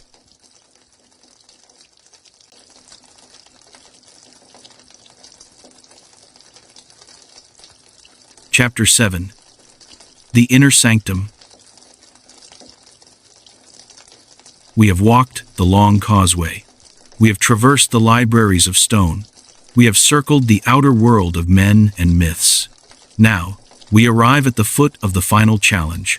Before us rises the Bakan, the third and final enclosure of Angkor Wat. It is a fortress of solitude, rising abruptly from the second level like a cliff face made of gray sandstone. This is the base of Mount Meru proper. Above us, soaring into the tropical sky, are the 5 great towers. They look impossibly high from down here, foreshortened by the angle, looming over us like the giants of legend. To reach them, we must climb. Look at the staircase. It is known as the Stairway to Heaven. But it does not look welcoming. It looks dangerous. There are 12 staircases leading up to the Bakan, 3 on each side. They are incredibly steep, rising at an angle of 70 degrees. This is steeper than a ladder in most homes. The steps are narrow, barely wide enough to accommodate the side of your foot, and the rise of each step is high. Why did the architects design it this way? They had the technology to build comfortable ramps or wide, gentle stairs. They chose this difficulty on purpose. They wanted to force a physical change in your posture. You cannot walk up these stairs with your head held high, looking around arrogantly. If you do, you will fall and break your neck. You must surrender your dignity. You must use your hands. You must grasp the stone steps above you, pulling yourself up, crawling on all fours like an animal or like a penitent. It is a psychological preparation. To enter the realm of the gods, you must remember that you are merely human. You must be humble. Let us begin the ascent. Step, grasp, pull. The stone is warm under your palms. You can feel the texture of the sandstone, worn smooth by centuries of rain and the feet of monks. Your breath comes shorter as you exert yourself. Step, grasp, pull. You do not look down. You only look up, towards the open sky. The world below the galleries, the tourists, the noise begins to fall away. And then, with one final effort, you pull yourself over the top ledge. You stand up, and suddenly, the world opens. You have arrived. This is the Bakan, the upper level. You are now 65 meters above the ground. The first thing you notice is the wind. Down below, in the jungle and the corridors, the air was heavy, humid, and still. But up here, there is a breeze. It blows freely across the open courtyards, rustling your clothes, cooling the sweat on your brow. It feels cleaner, purer. It is the air of the summit. The second thing you notice is the silence. The sounds of the earth do not reach this high. The cicadas are gone. The chatter of the crowds below is reduced to a faint, meaningless murmur. Here, there is only the sound of the wind whistling through the stone towers. You are standing on a vast platform made of laterite and sandstone. It is divided into 4 courtyards by connecting galleries that form a cross. At the 4 corners of this platform stand the 4 corner towers.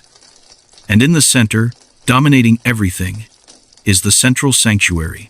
Walk with me into one of the courtyards. The floor is uneven, paved with large blocks. In the spaces between the stones, small tufts of grass struggle to grow. Look at the towers up close. From the ground, they look like smooth lotus buds. But up here, you can see their rugged texture.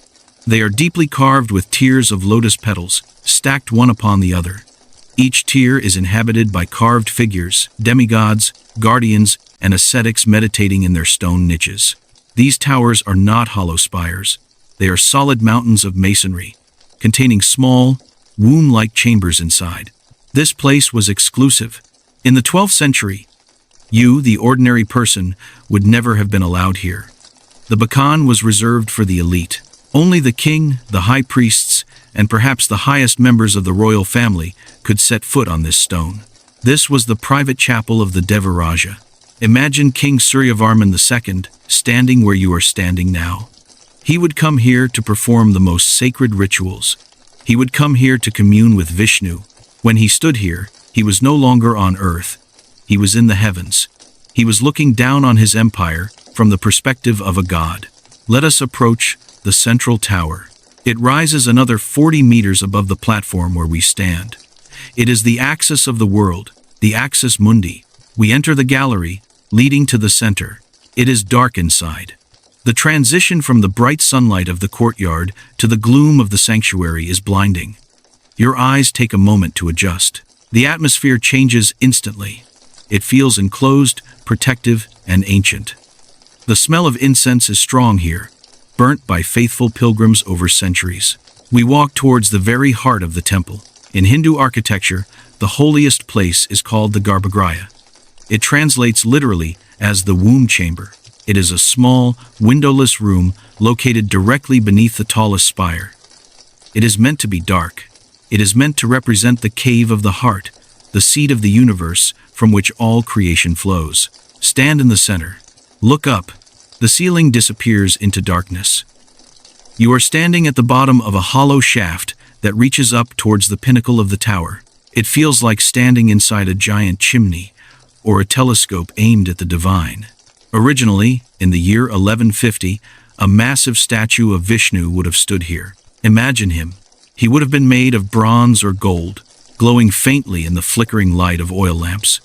He would have been standing tall, four-armed, looking down with eternal benevolence.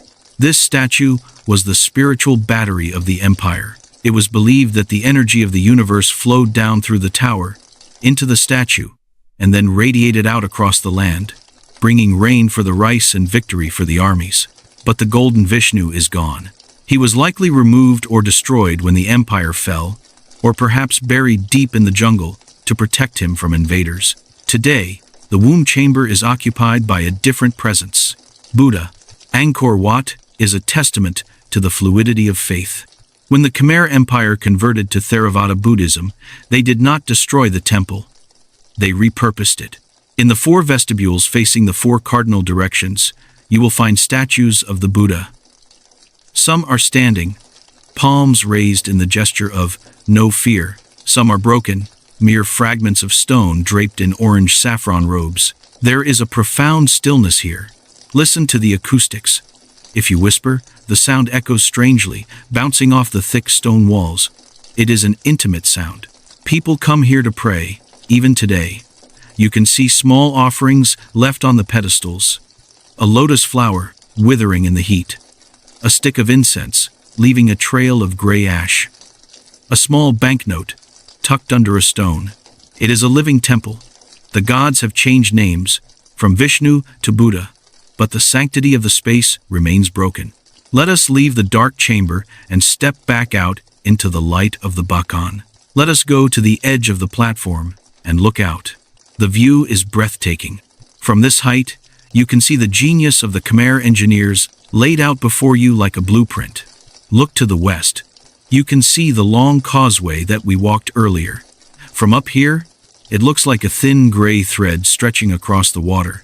The people walking on it look like specks of dust. You can see the moat, a shimmering square of mirror glass reflecting the sky. Beyond the moat, there is the jungle, an endless ocean of green. The canopy of the trees stretches to the horizon, unbroken and ancient. It hides the ruins of the great city that once surrounded this temple. Imagine that view 800 years ago. You would not have seen just trees. You would have seen a metropolis. Wooden houses stretching for miles. Smoke rising from thousands of cooking fires. Canals filled with boats. Markets teeming with people. Elephants hauling timber. The glint of gold on the roofs of the royal palace to the north. It was a city of 1,000,000 souls, buzzing with life. And you, standing here, would have been above it all. Now, only the stone remains. The wood has rotted. The people have died. The jungle has returned. It is a powerful lesson in impermanence, or aneka. The stone mountain stands, but the life that supported it has faded away. As the sun begins to lower in the sky, the light on the bakan turns golden. The shadows of the towers stretch long across the courtyards. The sandstone glows with a warmth that feels almost alive. This is the magic hour. The apsaras, carved on the walls of the upper level, seem to wake up. There are apsaras here too, but they are different from the ones below. They seem more serene, more confident. They are the guardians of the high heaven. They dance on the walls, their hands curved in elegant gestures, their feet turned out. They have been dancing here for 9 centuries, alone in the wind, watching the empire rise and fall. Walking around these upper courtyards, you feel a strange sense of detachment. The problems of the world feel very far away. The heat is less oppressive. The noise is gone. You can understand why the king wanted to be here. It is a place of clarity. It is a place where the human mind can touch the infinite. But we cannot stay here forever. We are not gods, and we are not kings. The sun is dipping below the horizon.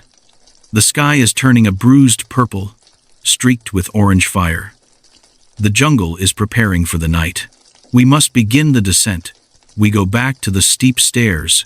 Going down is often harder than going up. You look down into the abyss. You feel the pull of gravity, the vertigo of the drop. You must move slowly. You grip the stone handrail, added in modern times, with white knuckles. You place your feet carefully, sideways. You are descending from heaven back to earth. As you reach the bottom of the stairs and stand once again on the second level, look back up. The towers are now silhouetted against the twilight sky. They look black and mysterious. The back-end retreats back into the realm of the inaccessible. You have touched the center. You have stood in the womb chamber. But as we leave the inner sanctum, we must ask ourselves a question. What happened to the people who built this? We have seen the rise of the king, the building of the temple, the glory of the parade. But history is a wheel, and the wheel must turn. The golden age could not last forever. Clouds were gathering on the horizon. Not just rain clouds, but the clouds of war and change. In the next chapter, we will witness the turning of the tide. We will see the death of Suryavarman II. We will see the invasion of the Chams, who sailed up the river and burned the wooden city to the ground. And we will see the great transition, when the Hindu gods slowly packed their bags and left, making way for the saffron robes of Buddhism. The stone remains, but the spirit changes. Let us walk back through the darkening galleries, towards the exit. The shadows are long now. The bats are beginning to wake up, chittering in the high ceilings. The night is coming to Angkor Wat.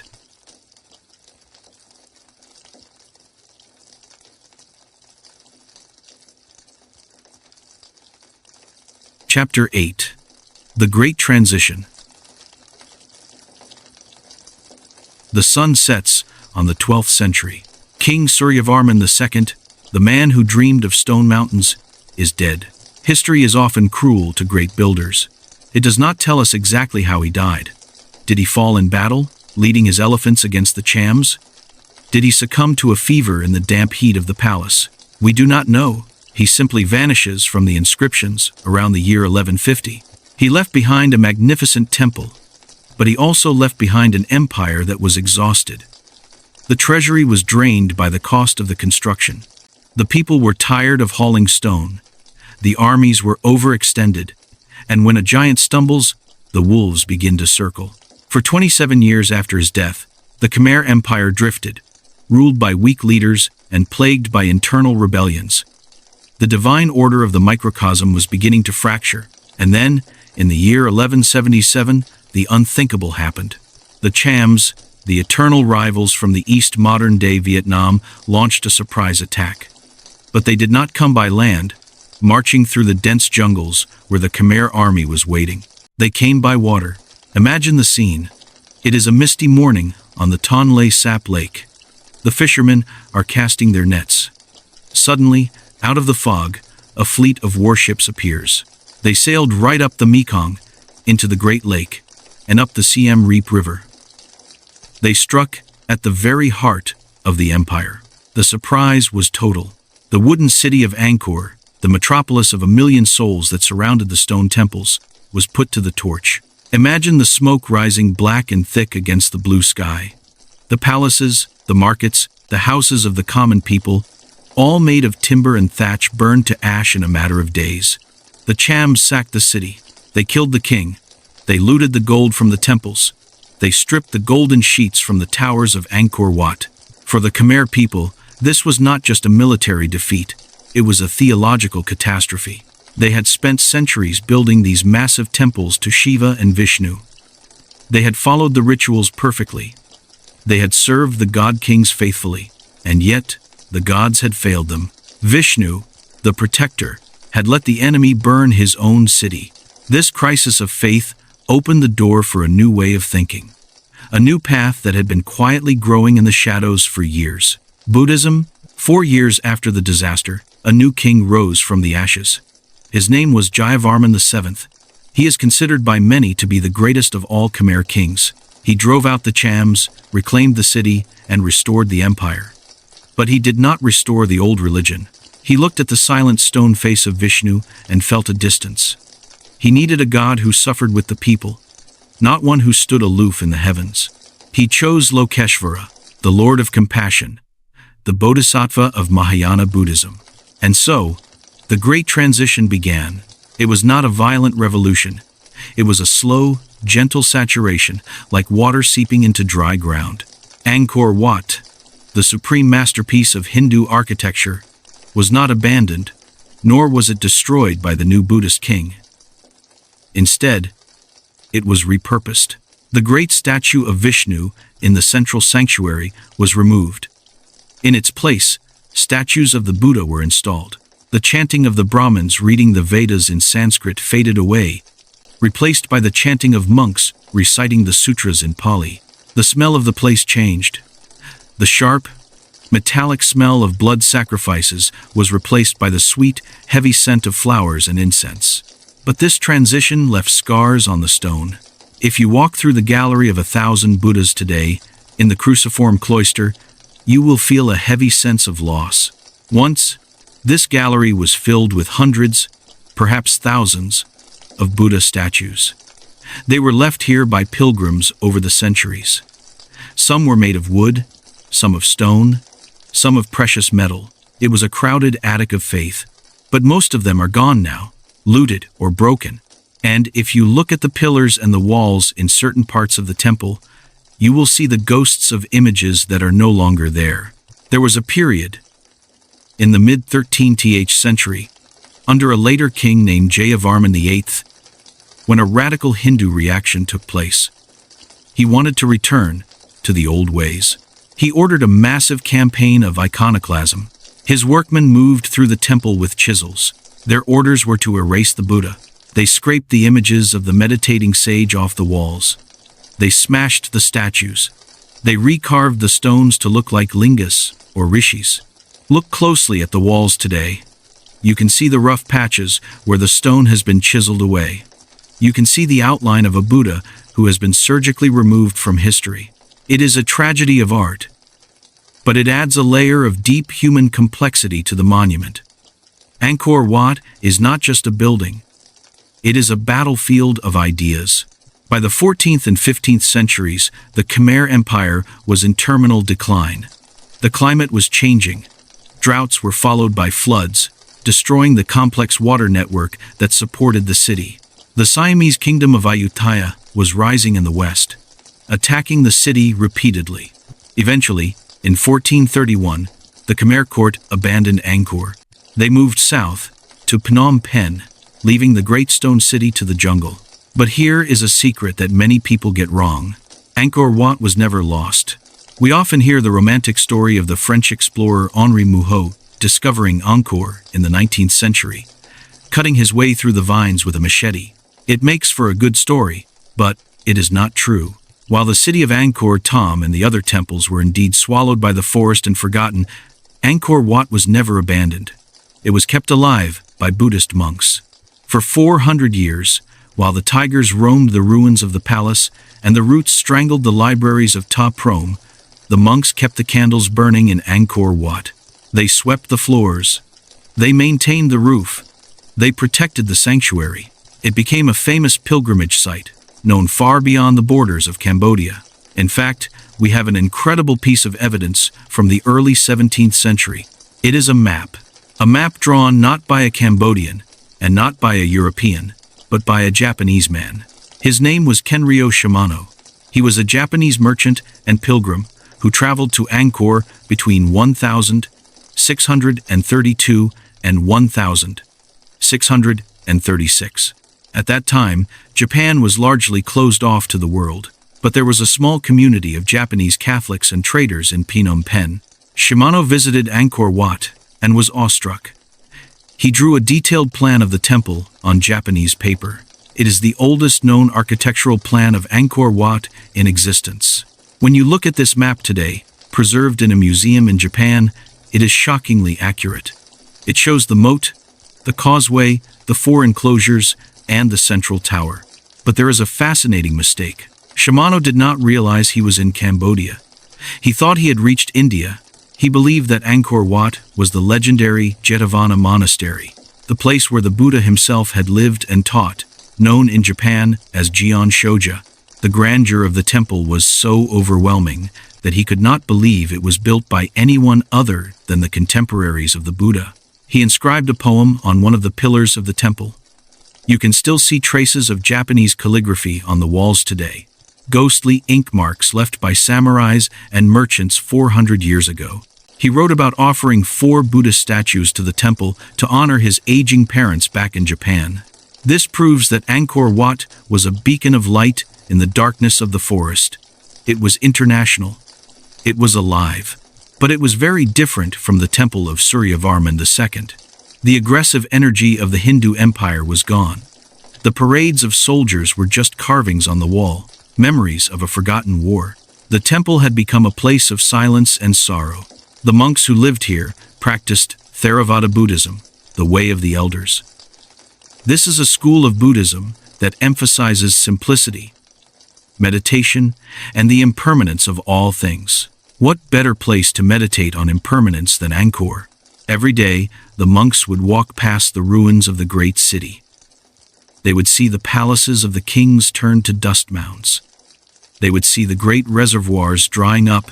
They would see the faces of the stone gods cracked and covered in moss. The temple became a giant memento mori, a physical reminder that all empires fall, all glory fades, and only the Dharma remains. The name changed too. It was no longer called Vra Vishnu Loka, the realm of Vishnu. It began to be called Angkor Wat. Angkor comes from the Sanskrit word Nagara, meaning city. Wat is the Khmer word for temple, the city temple. It became a temple for the people, not just the king. The villagers from the surrounding rice paddies would come here to pray for rain, to ask for protection, to bury their dead. The steep stairs to the Bakan, once forbidden to all but the elite, were now climbed by saffron-robed monks and peasant grandmothers. The barriers of caste and class had eroded, worn away like the carvings on the lower walls. But nature is relentless. While the monks protected the main temple, the jungle was waging a war of attrition on the outer walls and the surrounding libraries. The banyan trees, known locally as spung, dropped their seeds into the cracks of the stone. These seeds are tiny, harmless things, but they are patient. They sprouted. They sent tiny roots down between the blocks, seeking water, seeking soil. Slowly, over centuries, the roots thickened. They became as hard as wood, then as hard as iron. They wrapped around the pillars, they pried the stones apart, they crushed the roofs. It was a slow-motion stranglehold, the wood eating the stone. By the time the French explorers arrived in the 19th century, Angkor Wat was a romantic ruin. It was a dark, mysterious place. The galleries were filled with mounds of earth and bat droppings. The moat was a swamp, choked with weeds. The statues were missing their heads, but it was still standing, and it possessed a power that captivated the Western imagination instantly. When Henri Mouhot wrote about it in his diary in 1860, he struggled to find words. He compared it to the Temple of Solomon, to the work of Michelangelo. He wrote, "It is grander than anything left to us by Greece or Rome." His writing sparked a new era for Angkor, an era of rediscovery, of science, of archaeology, and of mass tourism. The slumbering giant was about to be woken up by the flashbulbs of cameras and the scratch of trowels. But before we step into the modern era, let us pause one last time in the twilight of the 18th century. Imagine standing in the western entrance as the sun goes down. The temple is quiet, except for the chanting of a single monk. The stone is gray and melancholy. The king is gone. The empire is gone. The golden Vishnu is gone. But the Naga balustrades still hold their heads high. The apsaras still smile their secret smile. The stone has survived the fire, the war, and the change of gods. It has proven to be the only thing that truly lasts. In the next chapter, we will look at the modern history of Angkor. We will see the painstaking work of the restorers who put the puzzle pieces back together. We will touch on the tragedy of the Khmer Rouge and the bullet holes that scar the walls. And finally, we will reflect on what Angkor Wat means to us today. The transition is complete. The dream of the 12th century has become the heritage of the world.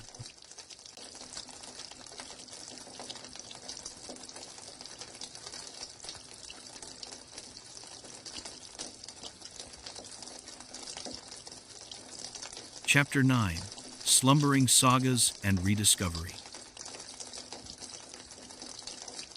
The wheel of time turned slowly in the jungle.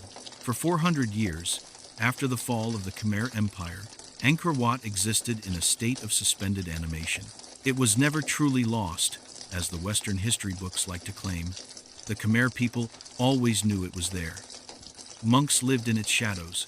Pilgrims traveled days to touch its stones. Villagers fished in its moat. But to the outside world, to the rising powers of Europe, it was a myth.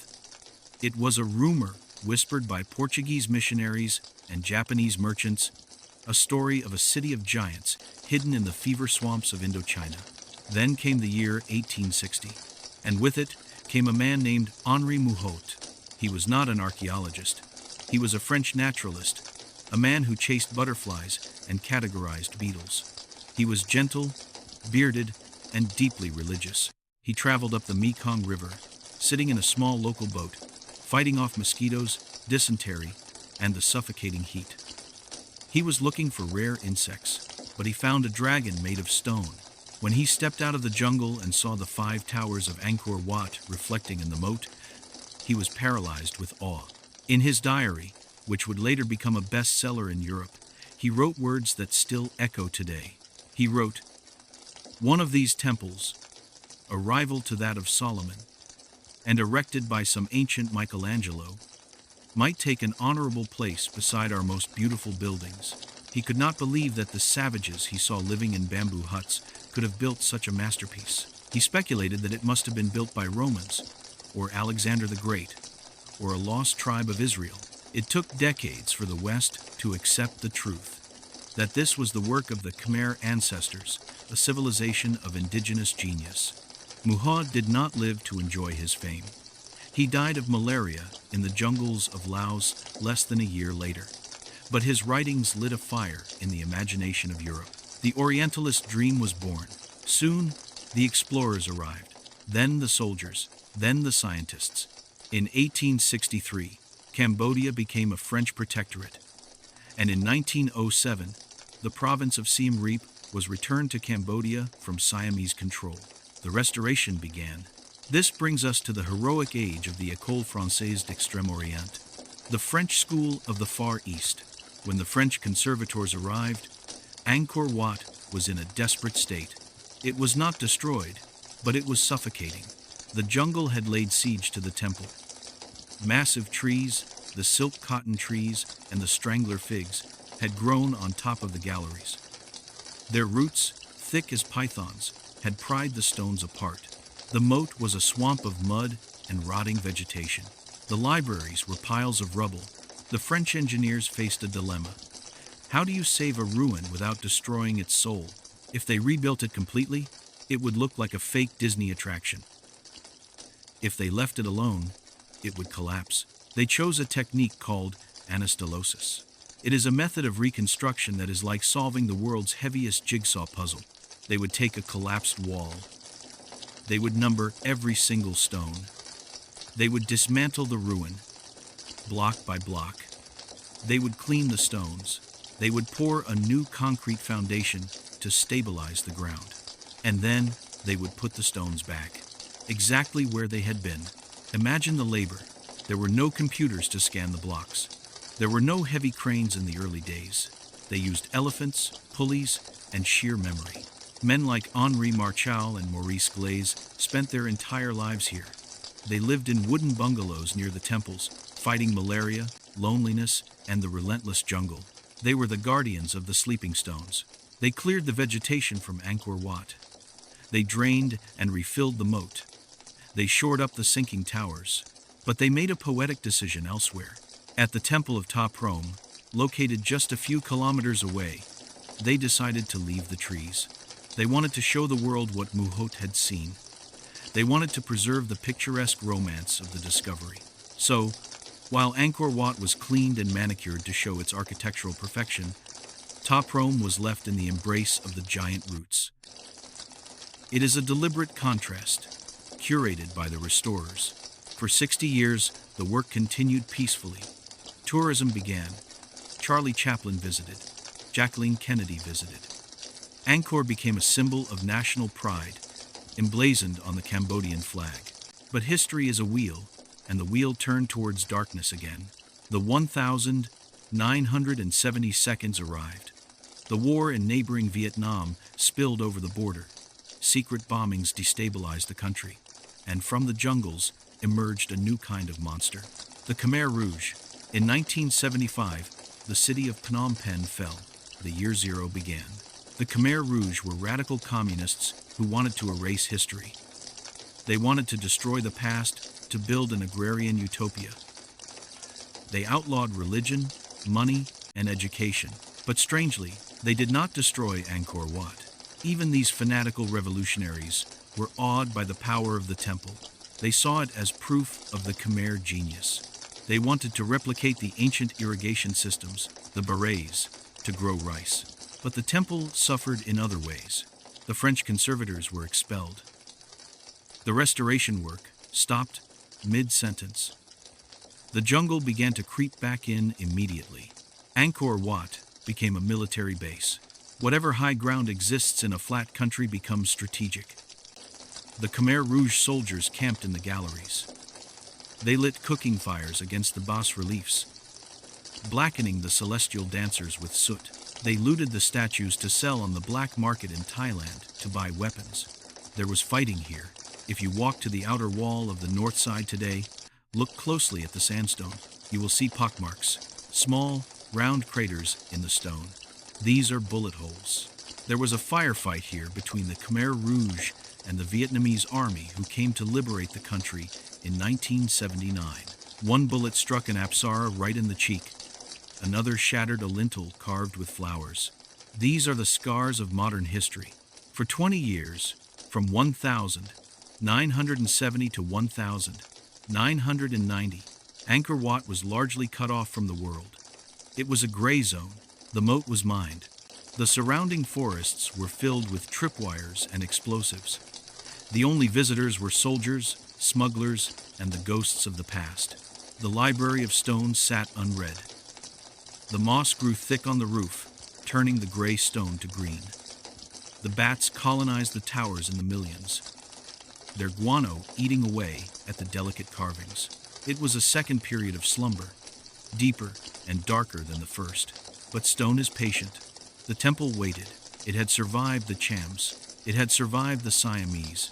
It would survive the Khmer Rouge. In the early 1992, as peace finally returned to Cambodia, the world returned to Angkor. In 1992, UNESCO declared the Angkor Archaeological Park a World Heritage Site. It was a declaration that this place belonged not just to Cambodia, but to all of humanity. A massive international rescue operation began. Teams from Japan, France, Germany, India, and China arrived. They brought new technology, laser scanners, computer modeling, chemical analysis, but the challenge was different now. It was not just about holding up the stones. It was about looting. In the chaos of the post-war years, art thieves descended on the temples like vultures. They came at night with chainsaws and chisels. They cut the heads off the statues. They sliced entire panels of bas-reliefs off the walls. If you see a headless statue in Angkor today, it is likely not the result of ancient war, but of modern greed. The head of that statue is probably sitting in a private collection in London, New York, or Tokyo. But slowly, security improved. The mines were cleared, one by brave men and rats trained to sniff explosives. The tourists began to return. First a trickle, then a stream, then a flood. Today, millions of people walk the causeway every year. They carry smartphones instead of offerings. They wear sneakers instead of walking barefoot. But the experience is still the same. When they turn the corner and see the 5 towers rising against the sunrise, they stop. The chatter dies down. The cameras are lowered for a brief second. The awe is the same awe that Henri Mouhot felt in 1860. It is the same awe that the Japanese pilgrim Shimano felt in 1632. It is the same awe that the peasants felt in 1150. The temple still works. It is a machine designed to generate humility and wonder. And after 900 years, the engine is still running perfectly. But as we stand here in the modern era, looking at the scaffolding covering one of the towers for repair, we must ask ourselves, what is the future of Angkor Wat? It faces new enemies now, not armies and not trees, but water and feet. The millions of tourists are wearing down the sandstone steps. The vibration of the buses is shaking the foundations, and most dangerously, the water table is dropping. Remember the moat? Remember the hydraulic stabilizer we spoke of in Chapter 3? As the modern city of Siem Reap grows, hotels pump groundwater to fill their swimming pools and showers. The water table beneath the temple is lowering. If the sand beneath Angkor Wat dries out, the temple will become unstable. It could collapse. The engineers are fighting a new battle, a battle against invisible forces underground. But there is hope. The Cambodian people have reclaimed their heritage. A new generation of Khmer archaeologists, trained by the international teams, is taking over. They are the new guardians. They touch the stones with a reverence that a foreign scientist can never truly understand. For them, this is not just archaeology. It is their soul. It is the proof that they were once great and can be great again. We have walked a long road together. We started in the mythical seas of the Naga. We watched the king rise on his elephant. We saw the stones float on bamboo rafts. We climbed the mountain of the gods. We descended into hell. We survived the burning of the city. And we emerged from the minefields of the 20th century. We are almost at the end of our journey. But before we leave, we need to sit down. We need to sit on the edge of the moat, watching the sun go down one last time. We need to reflect on what this all means. Why do we build these things? Why do we stack stone on stone, trying to touch the sky? Is it for God? Is it for ego? Or is it a desperate attempt to say, I was here before the darkness takes us? In the final chapter, we will not talk about history or engineering or war. We will talk about you and the silence that waits for us all. The sun is setting on Angkor Wat. The golden light is fading to purple. The cicadas are starting to sing again. Join me for the final reflection, the legacy of humanity.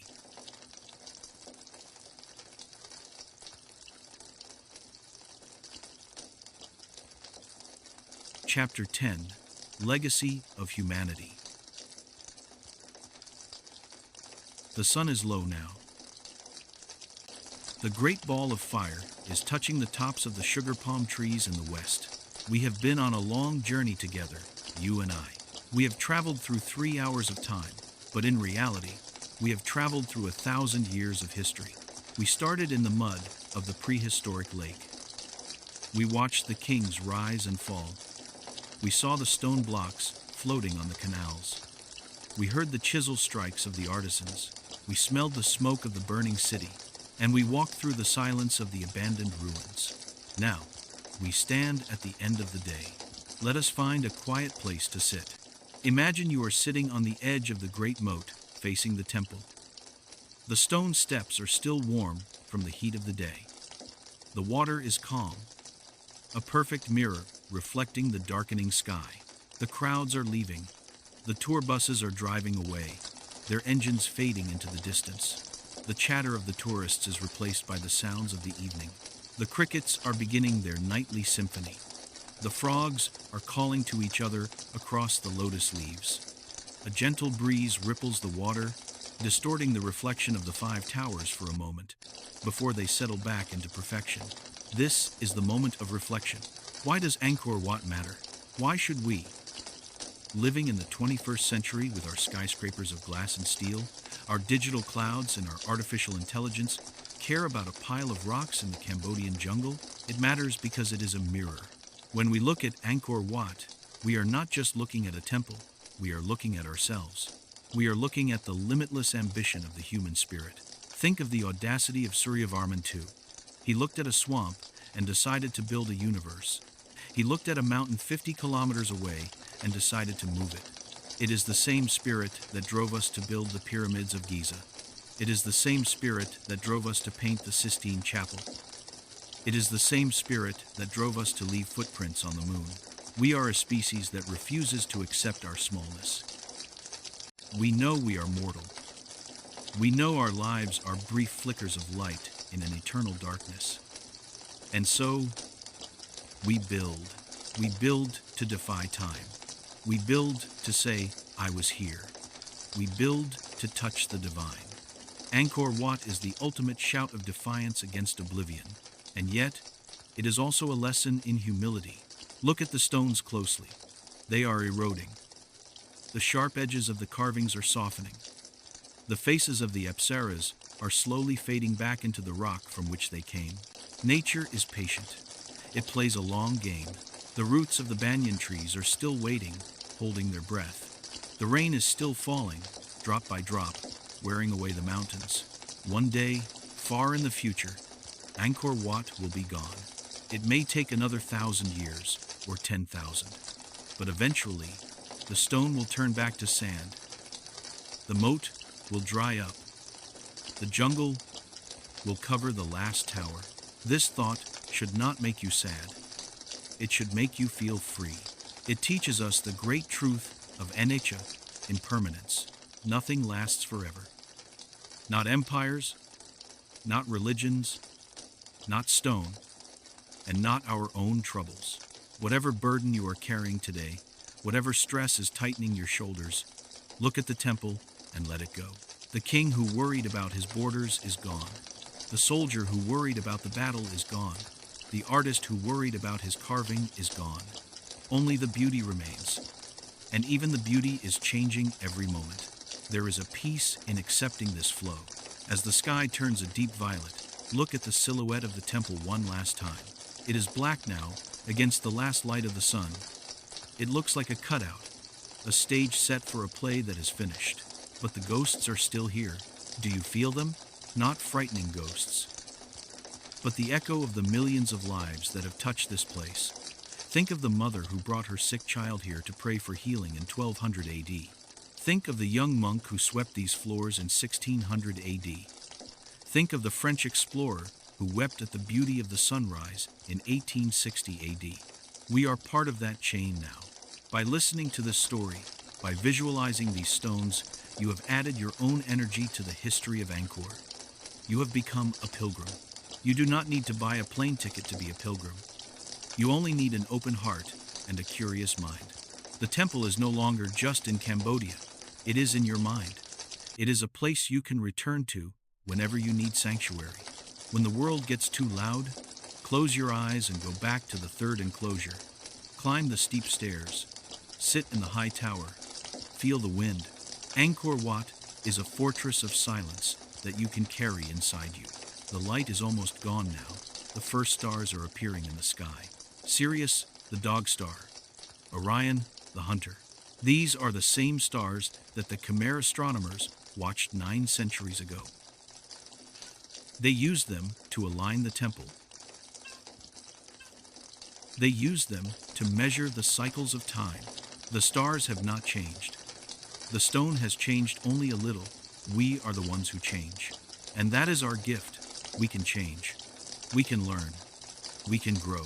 We can look at the mistakes of the past, the wars, the greed, the destruction, and we can choose a different path. The legacy of Angkor is not just about the past. It is a question for the future. What are we building today that will last 1,000 years? Are we building things of beauty? Are we building things that connect the earth and the sky? Or are we building things that will leave only plastic and ash? The stone faces of the Bayon smile their enigmatic smile. They do not answer. They leave the answer to us. Now, the darkness is complete. The temple is a sleeping giant, wrapped in a blanket of shadows. The Naga are sleeping in the water. The Apsaras are sleeping on the walls. The bats are flying out from the towers, beginning their nightly hunt. It is time for us to rest as well. Your journey is done. You have walked the path of history. You have learned the secrets of the stones. Let your body sink into the surface beneath you. Feel the weight of your limbs, heavy and relaxed, like the blocks of sandstone resting on the earth. Let your breathing become slow and rhythmic, like the seasons of the monsoon. In, rising like the waters of the Tonle Sap. Out, receding like the tide. In, expanding. Out, releasing. There is nothing more to do. There is nowhere else to go. You are safe here, protected by the moat, watched over by the gentle eyes of the ancestors. The jungle is singing you a lullaby. The deep, vibrating hum of the earth is holding you. Imagine that you are lying on a mat in one of the open pavilions of the temple. The stone floor is cool. The air is soft. Above you, the vaulted ceiling is lost in darkness. You are drifting back through the centuries, drifting past the modern city, drifting past the ruins, drifting into the deep, quiet peace of the beginning. The story of Angkor Wat is a circle. It begins in mystery and it ends in mystery. And in that mystery, there is rest. Sleep now, traveler. Sleep with the knowledge that the past is never lost. It is only sleeping, waiting for you to dream it awake again. Let the images fade. The orange robes of the monks, the gray towers, the green jungle, the gold of the sunset. Let them all dissolve into a soft, warm darkness. Silence, stillness, peace. I am Slumbering Sagas. Thank you for walking this path with me. Good night.